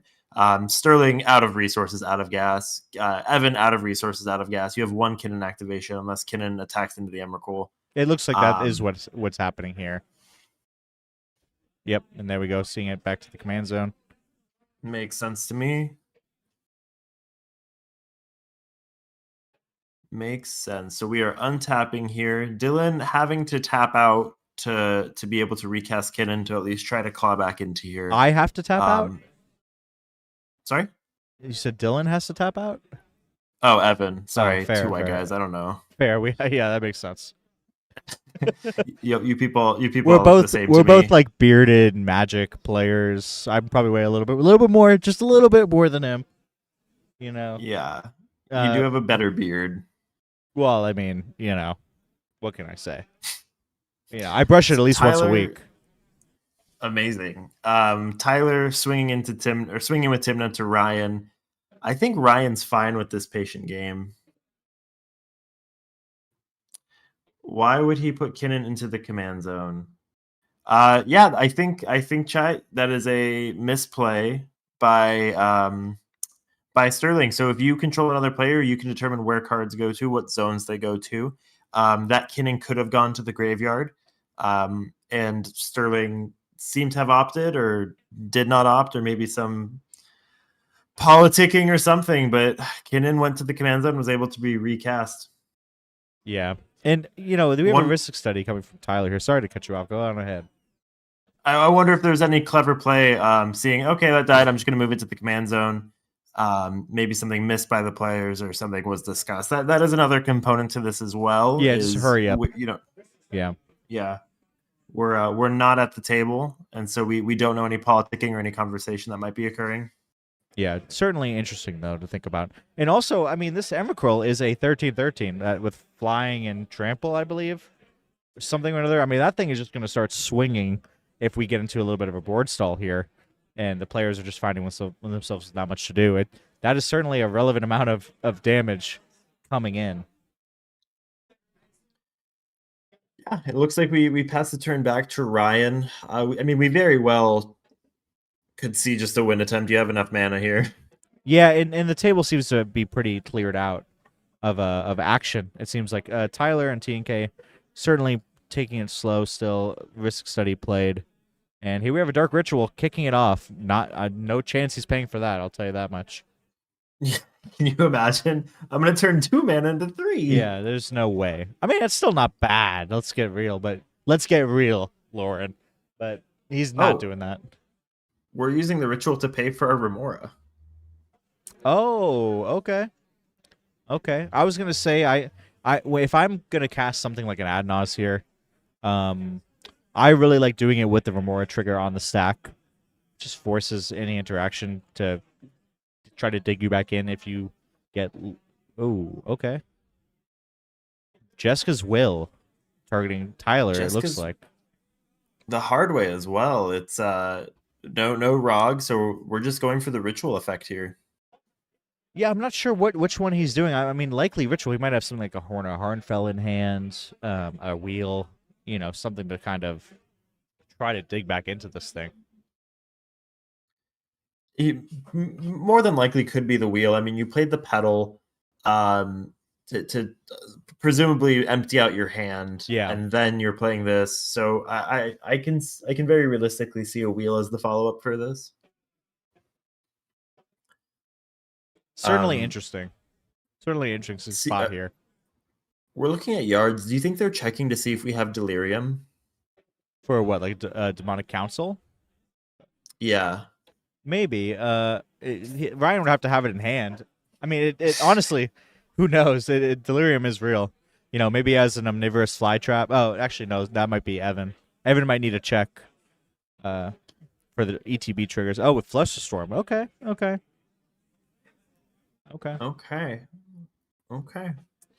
I mean, I get it, Yeah, I mean, there's a lot of resources that have been put into this turn cycle, right? You play the Lotus Petal that you clearly are going to need on the backswing. You ritual just to keep your fish alive. It makes sense. I mean, you've just time walked your opponent. Yeah. It definitely makes sense, especially with Sterling and Evan both having, I think, one card in hand apiece. Although that's gonna likely change pretty quickly as Sterling untaps, starts drawing cards of Thrasios, and Evan starts spinning Kinnan and putting a Elvish Mystics into play. Well, you may put it into play. You don't have to. True. You might want to sandbag the Elvish Mystic so your opponents can't Bowmaster it. Not a bad We have idea. a 1-mana follow-up play here by Ryan. Or Sack not. the Lotus Petal. Or not. Unsack the Lotus Petal. Hit the undo button on that one. Yeah, Control Z. Yeah. And we're here. We're big chilling. Back to Sterling. Yep. Okay, here we go. Ryan about to take a big hit off of that Emerald Gold this turn. It's from 29 to whatever the 29 minus 16. 13 is. Sure. This is why, we got you here. Somebody's got to do math. Rami in chat wants to know what you think of Carrot Cake in this situation. Oh, you know what? The card Carrot Cake. I actually developed a combo with Carrot Cake last night. Essentially Splinter Twin in Vintage Cube. Using a card like Legion Extruder lets you pay 2 and a red to sack an artifact to make a 3/3 token. You sack Carrot Cake, which is a food token for 1 and a white. That when you ETB, make a scry 1, make a 1/1 bunny, and then when you sacrifice it, which you could do for 2 mana, or if you sacrifice it any other way, you also scry 1, make a bunny. So if you have Legion Extruder, you could pay 3, sack it, make a 3/3, scry 1, make a bunny. Or if you have something like Gut, True Soul, Zealot, I won't explain that card, it's too complicated, look it up, and Carrot Cake, that's just also essentially Splinter Twin. I did that and won against a resolved 15 mana Emrakul last night against one of our TOs, Tad Gibson. A fantastic showing from Carrot Cake in that game. So Carrot Cake, likely a card. I have it in my Tim Necrom list now. Likely a card that I think should be considered for some of these brews in this modern era. So we are spreading some damage here. We have Thrasios, Emrakul, and Timna all swinging out. Have to assume it's done in a way that's letting you maximize your card draw here. Bloom Tender tapping for 4 mana is pretty cool if you're Sterling. Yeah, that's nice. You might be able to reload enough where you might have a pretty true shot at trying to close this game out. Yeah, Timna being relevant here. I feel like I don't see Rhystic Study coming down. Wow, that is nice, and that is pretty nice for Sterling here with all the mana he has access to. Yeah, you feel like comparatively between Tyler and Sterling with both having Rhystic Studies on the field, Sterling's is going to be able to get more value out of his with the mana, but Evan is probably pretty happy to see opponents tapping out or using mana in their turn cycles to play this because he doesn't really need the stack. Yeah, I would assume so as well. Pretty developed into kind of a standstill here this game. We just have a ton of card draw engines. Everybody has plenty of mana online at this point. I mean, Ryan has 5 mana available to him. That might as well be infinite in a deck like Rograk Silas. And let's see. I mean, let's see where we go from here. I do believe that Phyrexian Metamorph, by the way, I'm pretty sure that's a Soul Ring. Looking at just the way that the mana is working. For yeah. Me and chat had determined that about 20 minutes ago. Oh, I'm glad you've caught up there. I don't pay. I'm on my phone right now. I'm not paying attention to that. Are you tweeting right now as we speak? I should, honestly. I'm on Blue Sky. Do you know what it'd be? Is that a Nyxbloom Ancient being? Oh wow. Okay, that's bad for everybody else here. Second time here on stream, we have seen Kinnan flip into a Nyxbloom Ancient. Everyone start getting your calculators out. Dylan, I think it would be like crazy, honestly, right now, if you did a tweet while live in the casting booth. I don't think that's ever been done before. It would be freaking nuts. All right, let me go for it. Let's do it. I deactivated my Twitter, so I would, but I can't. What should I tweet? Just Nyxbloom just hit the field. ... Stream alert. # clip that. OMG. This is actually happening? Question mark? Make sure to have people clip that. # stream alert. Can someone clip? It looks like we may have another Kinnan activation with the deployment of Nyx Bloom Ancient. And we have this is the second time today, once again. This happened round 3, chat. We had Kinnan flip into Nyx Bloom Ancient and then into Clever Impersonator. And we are Oh my doing God. it again. So 3 times 3 does equal 9. So we have 9x the mana. And we're doing it. Yeah, it's quite a bit of mana. Quite a bit of mana here. Let's see. Hullbreaker Horror getting under the Chromox. And now Evan is hellbent entirely. He's saying, guys, I don't have anything else. Don't worry about it. My permanent's only tapped for 9x mana. It's fine. Yeah, don't sweat it, guys. It's okay. My permanent's only 9x mana, +1, right? So, like the Chromox Yeah. taps for 10. The Seems Chromox taps fine. for 10 blue. Seems okay. Seems fine. So we have 2 Kinnan activations right now, right? Between a Mox Diamond and a Chromox. I believe it's all permanent. So the Exotic Orchard. Oh yes, you have 3. You have access to 3, but you have to do 2 at the same time. Or yeah, you have to do them at the same time essentially in order to make it happen. Yeah. Is that Sharky M02 in the chat? What is up, Sharky M02? Check, please. Check please. Entomb's biggest fan. Hopefully there's no mnemonic betrayals lurking around. Certainly. Let's see. I mean, some uphill battles to face here if you're Tyler and Ryan. I feel like they're in some tough positions at this juncture.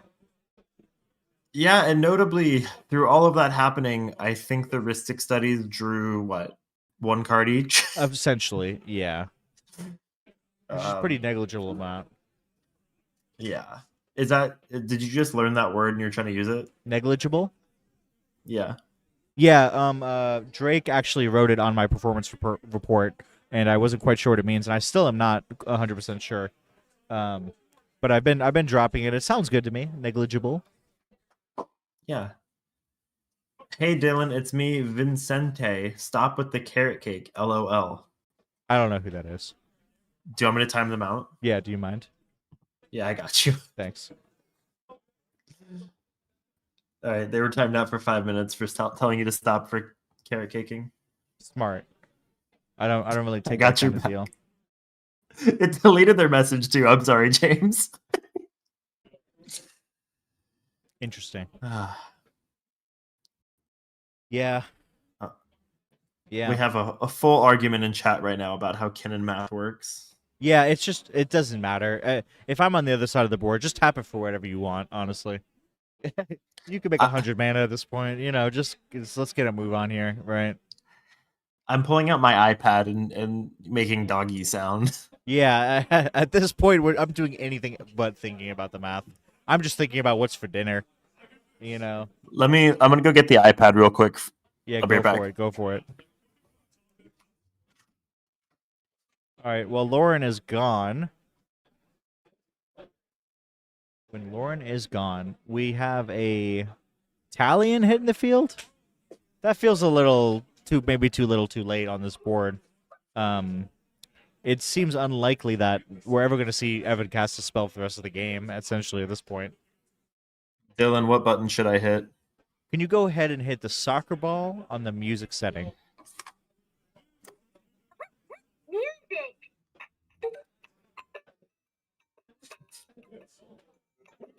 This is what would be going through my mind as the table argues about Kinnan math. Punchy imposter imposter count copied Nyx Bloom Ancient. So I'm here with my iPad right now. Some of you know this, some of you don't. Dylan and I have a Leapfrog My First Learning tablet, which we does have 5G, but it's pretty cool. While nothing's really happening in this game, look at what happens when I hit the cow. Make this sound. If everyone in chat could make this sound. We actually do have something happening in the game. Lauren, wait. We have a defense What? grid on the stack from Ryan, from Rogsai Ryan. Rograi? Yeah, sure. Reigen? Yeah. Defense Ronald grid on the Reagan? stack. Look at this. Defense grid notably does not do anything here.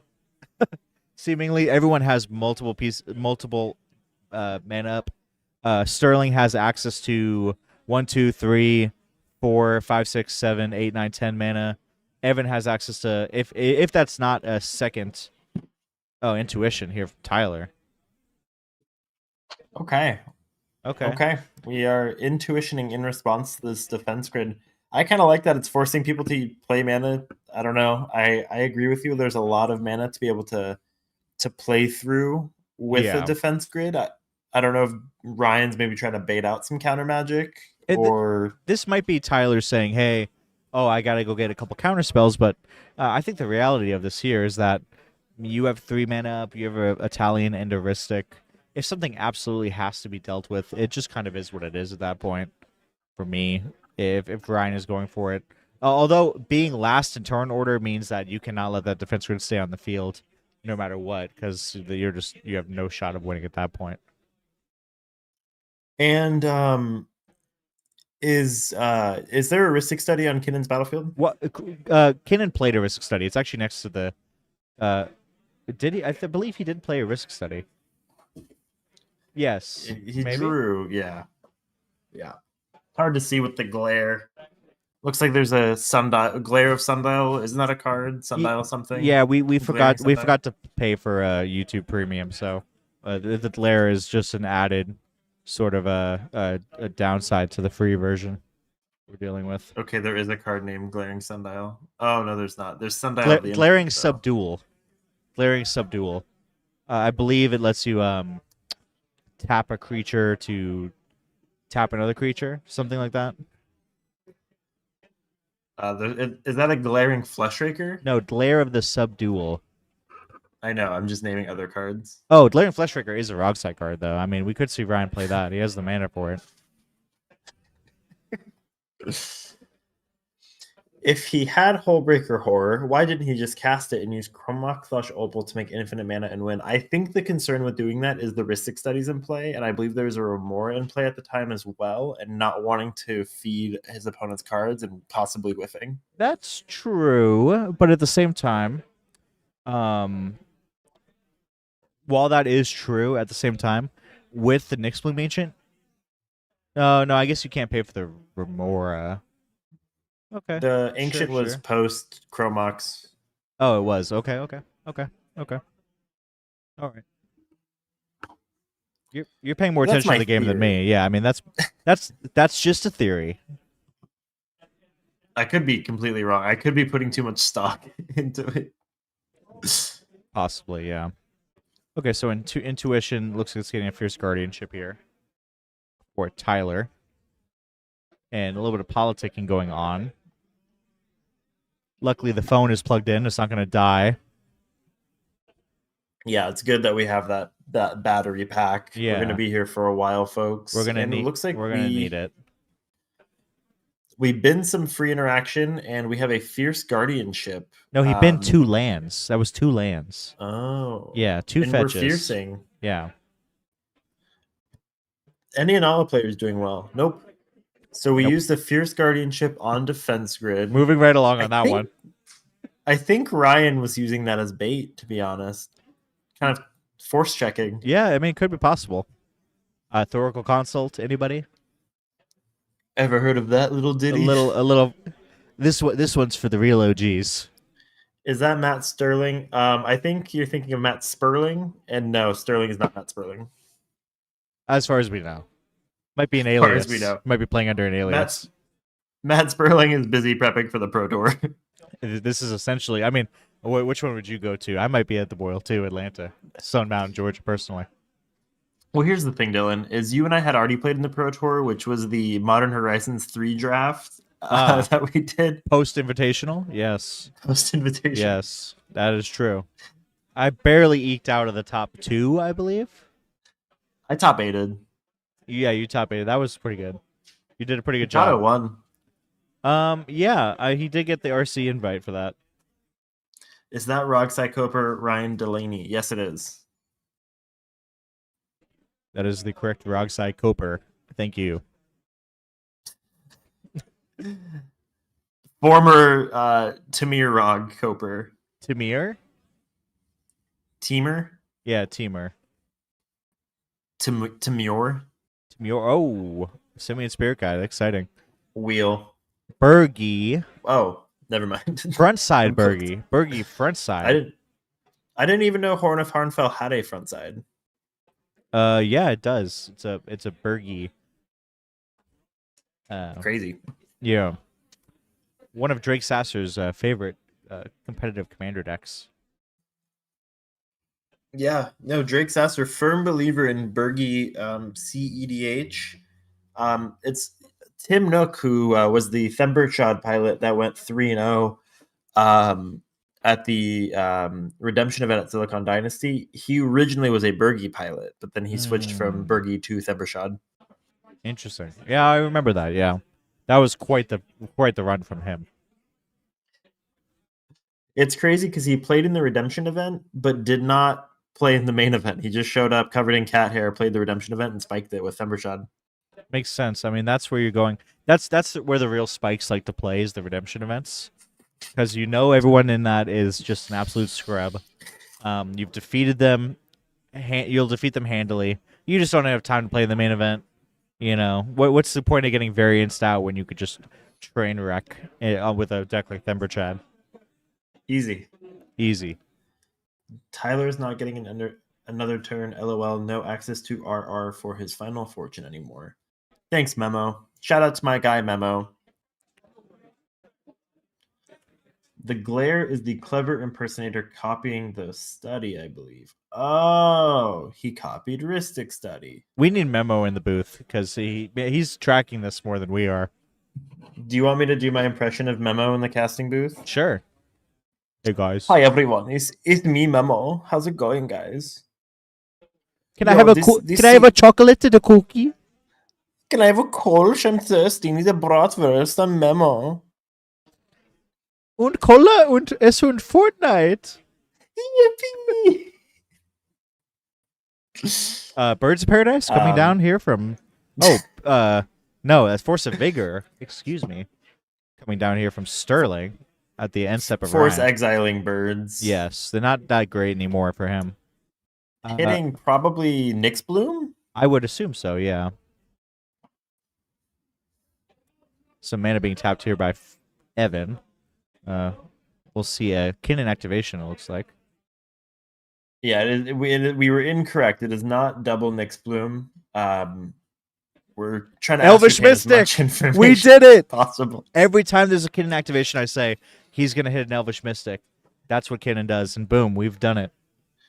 Memo, what do you think of that? Oh my gosh, I love elves in the Deutschland. It's crazy, guy. They have Let's go to discotheque. They have real elves in the Black Forest over there, where they have their German chocolate cakes. That's where their Elvish Mystics are from. In Germany, we just call it chocolate cake. That's good. That's a good one. Oh, thank you. That's pretty good. I prefer being Memo. Yeah, you're doing a good job of it. Thank you. Gotta hit the brew house later, right? The Biergarten. Memo might have us stop being Memo. Memo might have this muted. Honestly, I wouldn't be surprised. Just talking very normally. We've been talking a lot about Memo. Yeah. Well, we have to talk about something. There's very little game actions taking place. Fair enough. I mean, the Nyx Bloom Ancient. Sorry. Oh, Smothering Tithe. Okay, sure. I mean, the Sterling has infinite mana here. This Smothering Tithe just doesn't matter at this juncture. Evan getting his Nyx Bloom Ancient removed is really putting him quite a bit back here. Kinnan is still making a lot of mana. He has enough for an activation or two, but Nyx Bloom Ancient just represented a pretty insurmountable amount of action. And what is this?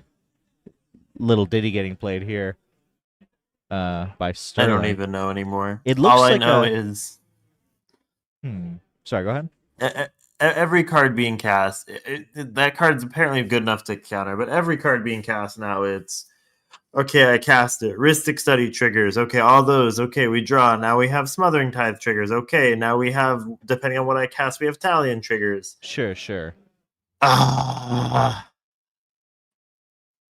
Yeah, makes sense. What is that? Is that It's a silence. Oh, okay. I was like, is that a murder or something? Is that the silence from the Princess Bride? Possibly. Oh yeah, it looks like it. I see the little face of the little gremlin looking guy from Princess Bride. Wonderful character actor.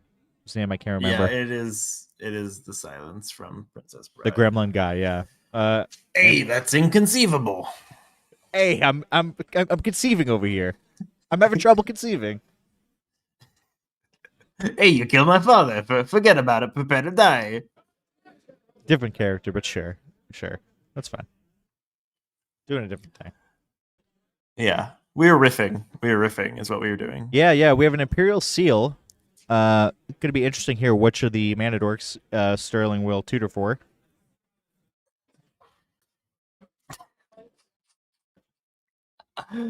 Throwing shade at the Timna Thrasios. Which one's your favorite between like Llanowar Elves, Elvish Mystic, Findhorn Elves? Like, which one is your kind of go-to?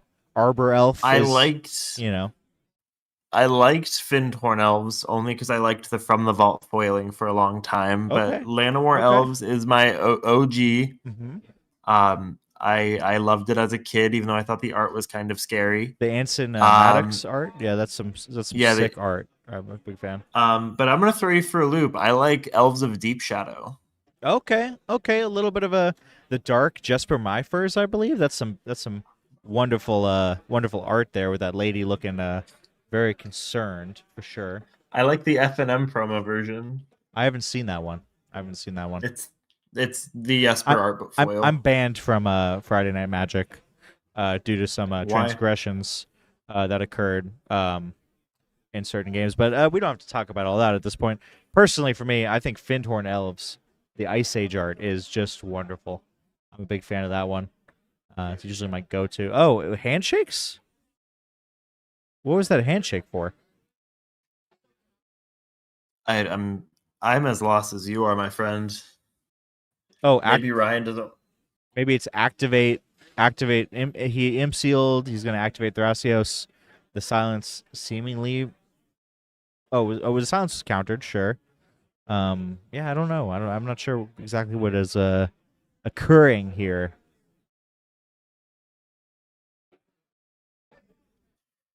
Control Z that handshake. I think Ryan's going, hey, look, we lost.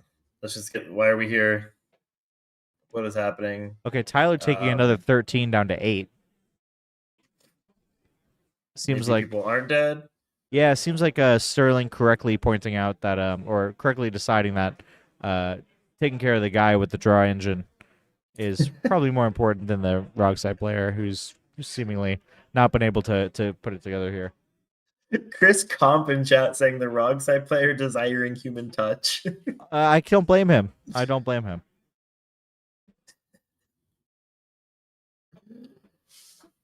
Okay, so we drew whatever we sealed for. Finale of Devastation. Main phase 2, and we Yeah. have a finale of Devastation. Probably to stack. grab, hopefully, a Thorkel.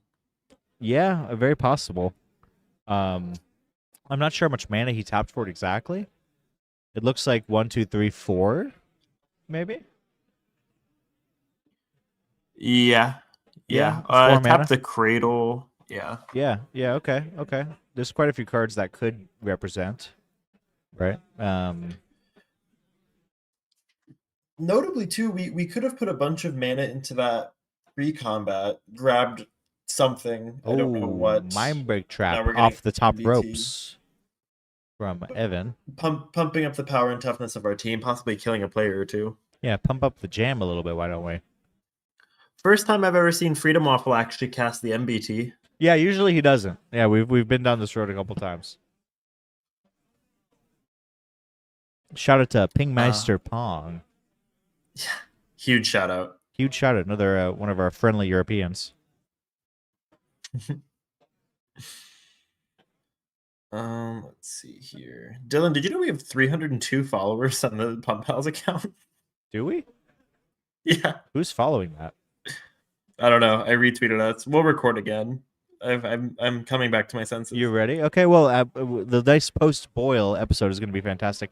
Okay, so the finale got countered, and now we have a Eldritch Evolution, just another swing. Actually, Dylan, Membrane Trap, exiled it. It didn't actually counter it. You're so right. Thank you. You're so right. Thank you. This is why we're fans. This is why we're fans of this beautiful game. We could still learn so much. We do love the waffle. I bought some Eggos recently that I was eating, and they were very good. Lego.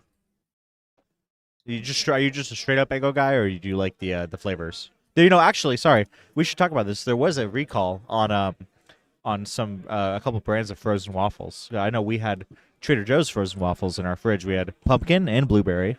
Big fans of frozen waffles in our household, as that should come to no shock to anybody who's familiar with me, my proclivities.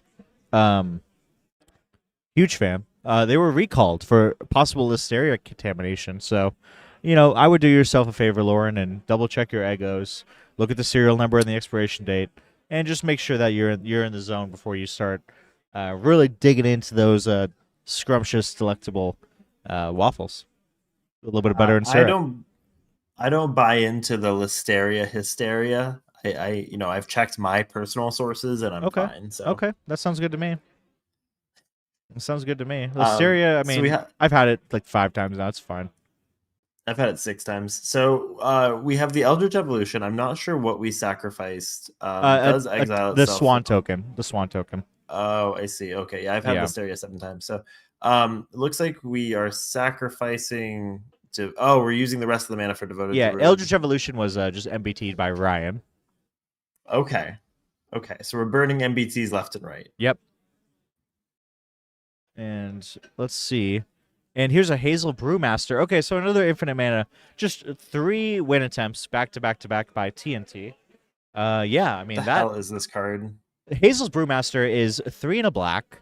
When it enters the battle, it has menace. When it enters the battlefield, or attacks, you exile a target card from my graveyard, and you make a food token. And food tokens you control have all the activated abilities of the exiled card. So what this does is it will enter the battlefield. Devoted Druid. Exile Devoted Druid. Make a food token. The food token is now a Devoted Druid. You can make infinite green mana, and at the end you could sacrifice it to gain 3 mana as well. Oh, nice. So a little bit of upside there. Yeah, I've had the Listeria 7 times. So you need to sack some food tokens. Well, do we even need to sack them? Because wouldn't we just be able to go infinite with the Devoted Druid? Yeah, you can. I'm just saying, if you want to gain 3 life, you're allowed to sack them at any time. If you could tap them, at least they have to be untapped. You pay 2 mana. Oh, I see it. You can gain 3. I have never seen the endurance player win the game. That is correct. Yeah, that is absolutely correct. Still waiting for that day, but we're not quite there yet. Tyler seemingly showing his hand here. He's out of mana. Yeah, not much to do here. Maybe just reminiscing about the things that could have been. I won against Dev casting Endurance. Yeah, that's Dev. That's different. that doesn't really count as a win. The first time I ever played Dev in a tournament, he swung at. I was like super low in life. I had the worst Necropotence I've ever had. And he was trying to go off with Najila, and I was like, if you swing even 1 warrior at me, I'm going to take myself out of this game with Necropotence. He was like, you wouldn't actually do that. And I was like, I would. Attack me. It's pretty good. And then I introduced myself. Hey, nice to meet you. I'm the guy that just did that. I'm the very rude man. He disappeared. Yeah. Dev did disappear. Dev is on a. Oh, we have a pact in Ryan's hand. Ryan debating if he wants to use it or not. But yeah, Dev is on an Edison kick right now. I believe he has been playing a lot of Yu-Gi-Oh. Yeah, I've been convinced to maybe pick up a deck while I'm here at Charlie's collectible show here in Atlanta. Some wonderful vendors here with many Yu-Gi-Oh cards. Might pick myself up a deck. I had some of our my friends are Yu-Gi-Oh experts to say the least, and recommended me some stuff to take a look at. So could be fun. Might be more exciting. Oh, okay. Whoa. Yeah, What is that? What is that? Is that a Doctor Who card? that is from the. Is that offer you can't refuse? That's from like the new Oh, Secret yes, Lair, sure. Nico Bolas. Sure. Nico Bolas 8-bit. Yes, that's from the Extra Life Secret Lair. I saw that on Arena. They have a little thing for it when I was playing real That formats. is- oh, it's Fierce Guardianship. Ah, okay, never mind. Yeah, you're right. You're right. Yeah. Yeah, when I go to play real formats, I'll go on Arena and I look at the shop sometimes, and I did see that that bundle in there. Did you buy it? No, I spend my gems on drafts and other cosmetics, Like what? like like cool, like avatars. Like I got a little like frog avatar that's like blah, That's cool. Yeah, it's super cool. I'm gonna send you some photos tonight on AOL. Yeah, please yeah, hit me up on AIM. Yeah, I'll message you. I'm please set. do. I'm set to busy, but don't worry about it. We got some triggers going off here. Okay, so we have the tokens laid out. Let's see what we got cooking here. I feel like you know what, Lauren. I feel like the games that me and you end up casting. I feel like these are the games that really just go the distance every time, right? Doesn't it feel like that? If by go the distance you mean play for an entire 80 minutes with no winner, then yes, they Yeah. do go the Yes, distance. yes, that's what I mean. Okay, can't Red Blast, Pyroblast the Hazel Brewmaster, so I have to assume it's on the Fierce Guardianship here. I'm while the players go through the stack, I'm gonna look at where I'm going for dinner tonight and decide what I want to order. Sounds pretty good. I believe might be having tonight some Pirates Boil, I believe it might be called, some seafood boil. Looking forward so to that. they have a motto. They have a motto there. Mhm. And it's break it, suck it, eat it, or something like that. And like there's a big neon sign at the Pirates Boil that says that. Okay, I mean, hey, listen, I can do all three, so I'm about to put them together and make some magic happen tonight. I'll tell you that much. Okay, so we have a hardcast Force of Negation targeting the something, and then we have a Force of Will from Evan targeting the Force. It's funny And we are going the distance. Yes, we're certainly looking to go the distance here. I don't think Evan is going to be able to win on his turn, likely. And we have about 5 minutes left in the round, so it's getting pretty precarious. Oh, the Poliwag Prodigy. That would have been good to possibly draw one card in a couple turns. The hate, I love it. Listen, when you're as rog-pilled as I am, and you have the option to play, some of these extremely powerful cards, and then you decide to put Poliwag Prodigy in your deck. It just kind of feels a little crazy to me. But oh wow, off the top ropes for Sterling here, a Mind Break Trap, just getting rid of all the problematic stuff he's got working with. Yeah, don't really have to worry about the stack now. I'm just gonna exile what I don't want to deal with. Yeah. And followed by a Final Fortune. Oh my god. Okay. All right. Yeah, and are we missing our Ristic Study triggers at Sterling? I don't believe so. I believe that the trigger's being responded to. Understood. and we're all doing the finger pointing thing. Looks like we are going to work to try to start resolving this beefy stack here. Speaking of beefy stack, any Arby's enjoyers in the chat? I'm cool with Arby's. I'm cool with Arby's.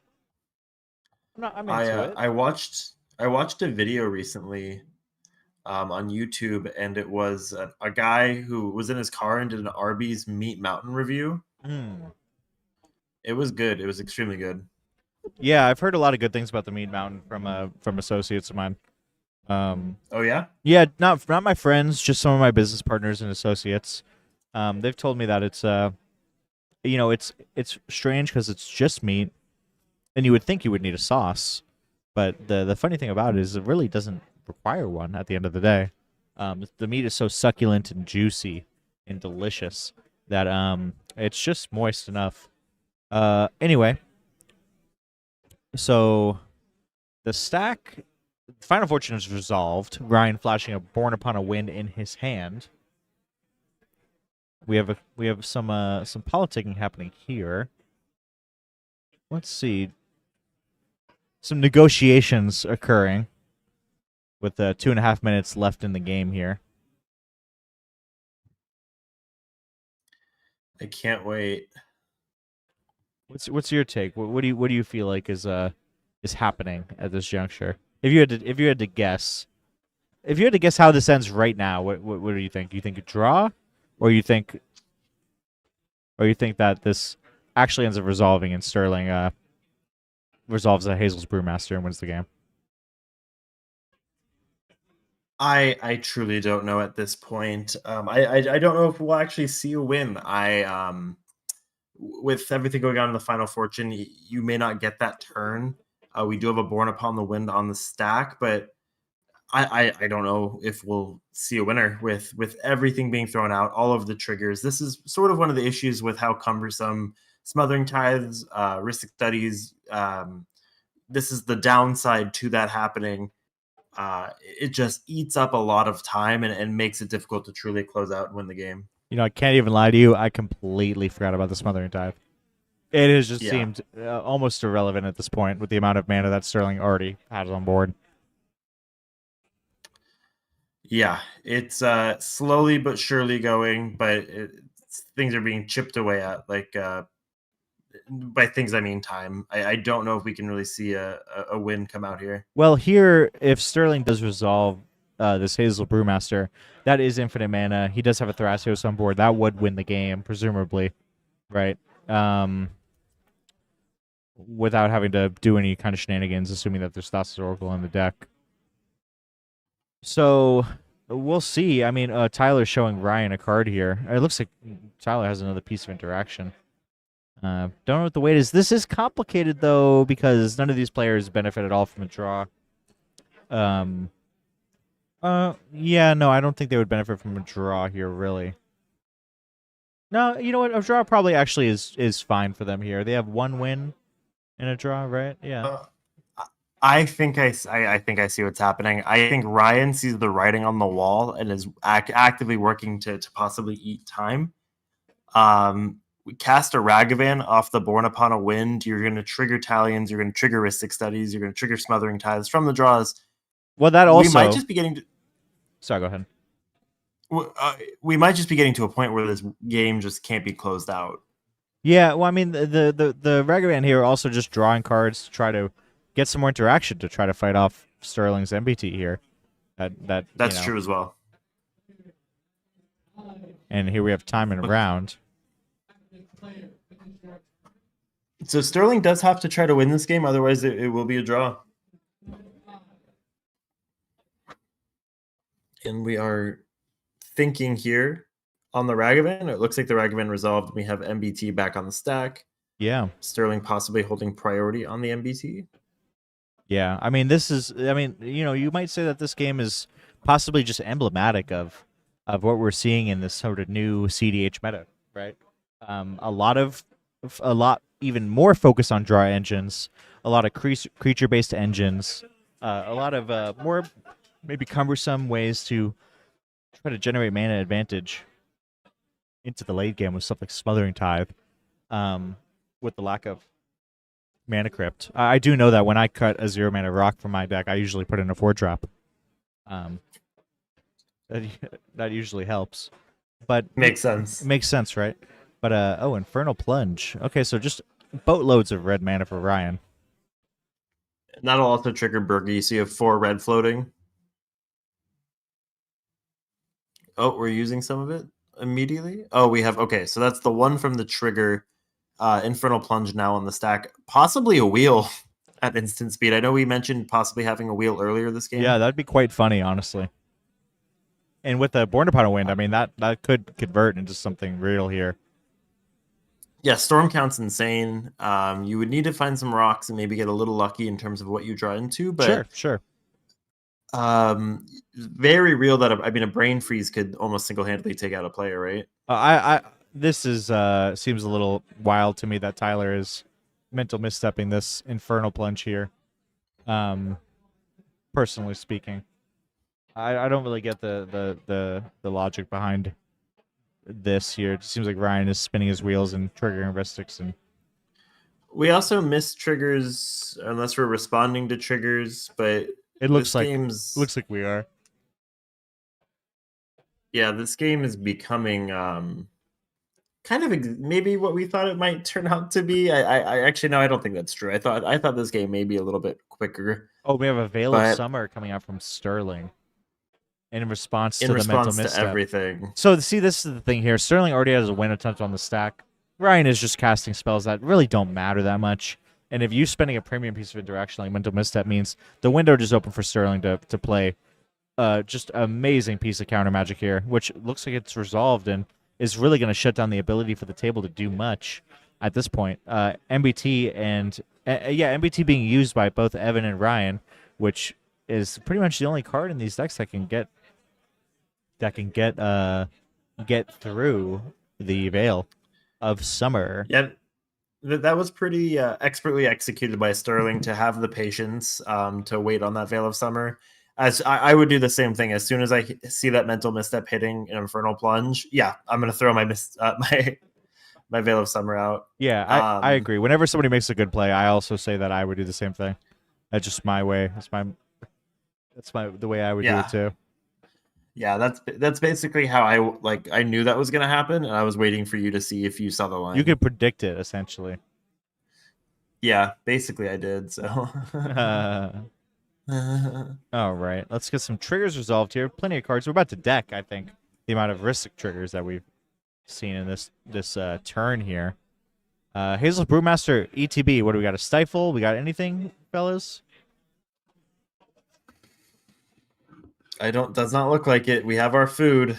We have an exiled devoted druid, probably. Oh. No food. It needs to be a food token. Like that. Sack 3, gain 3. Sack for 2, gain 3. And now it looks like he's just going through his deck, and the writing's on the wall, and here we're scooping it on up. So it looks like Sterling will be propelled into being alive into day 2 on Timna Thrasios. So, Lauren, pretty excited.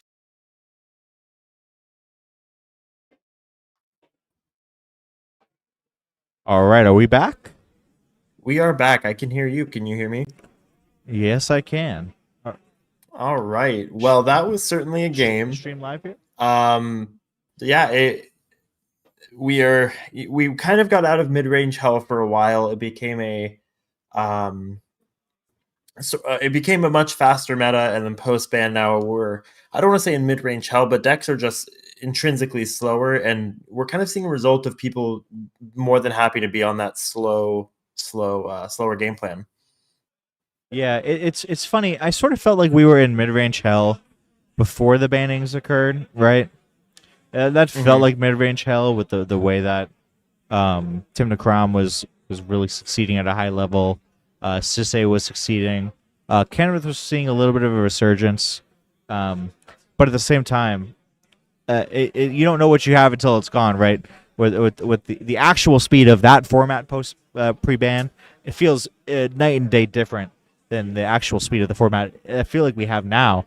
It seems like things have slowed down to a pretty glacial pace. And I don't know that it's even necessarily the cards in the decks. I think it's just the way that players have taken the bannings of Mana Crypt and Dockside and the play patterns they've been embracing after that, right? You take away fast mana and explosive mana, and maybe players feel like they have to slow down and they have to be all in. They can't be all in anymore. Right. Or they can and they don't. But Yeah. that was certainly indicative of a generalized version of common play patterns right now, how people are playing, card choices, deck selection, Certainly, all of that. certainly. You know, we saw. But congratulations to Sterling on that win. And Well executed. really Very well expertly. executed. Yeah, very well executed. And thank you to chat, everyone who joined us. Again, my name's Lauren, joined by Dylan. And this was round 5 coverage of Topdeck.gg's The Boil 2, the first platinum event, or excuse me, the first diamond event for the Topdeck Tournament Series 2025. The winner of this does get an invite to the Invitational coming up. So at the end of the year, at the end of this season. So thank you for everyone for joining us. We will be here bright and early, 9:30 Eastern time tomorrow? Something like that. Very, very early. Perfect. Well, thanks everyone for joining us. We will be back and look forward to seeing you and seeing some more high caliber CDH gameplay at a 320 person event in Atlanta, Georgia, the largest in CDH history. Absolutely. Thank you, Lauren. Have a good one. See you next time. Signing off and play the outro music.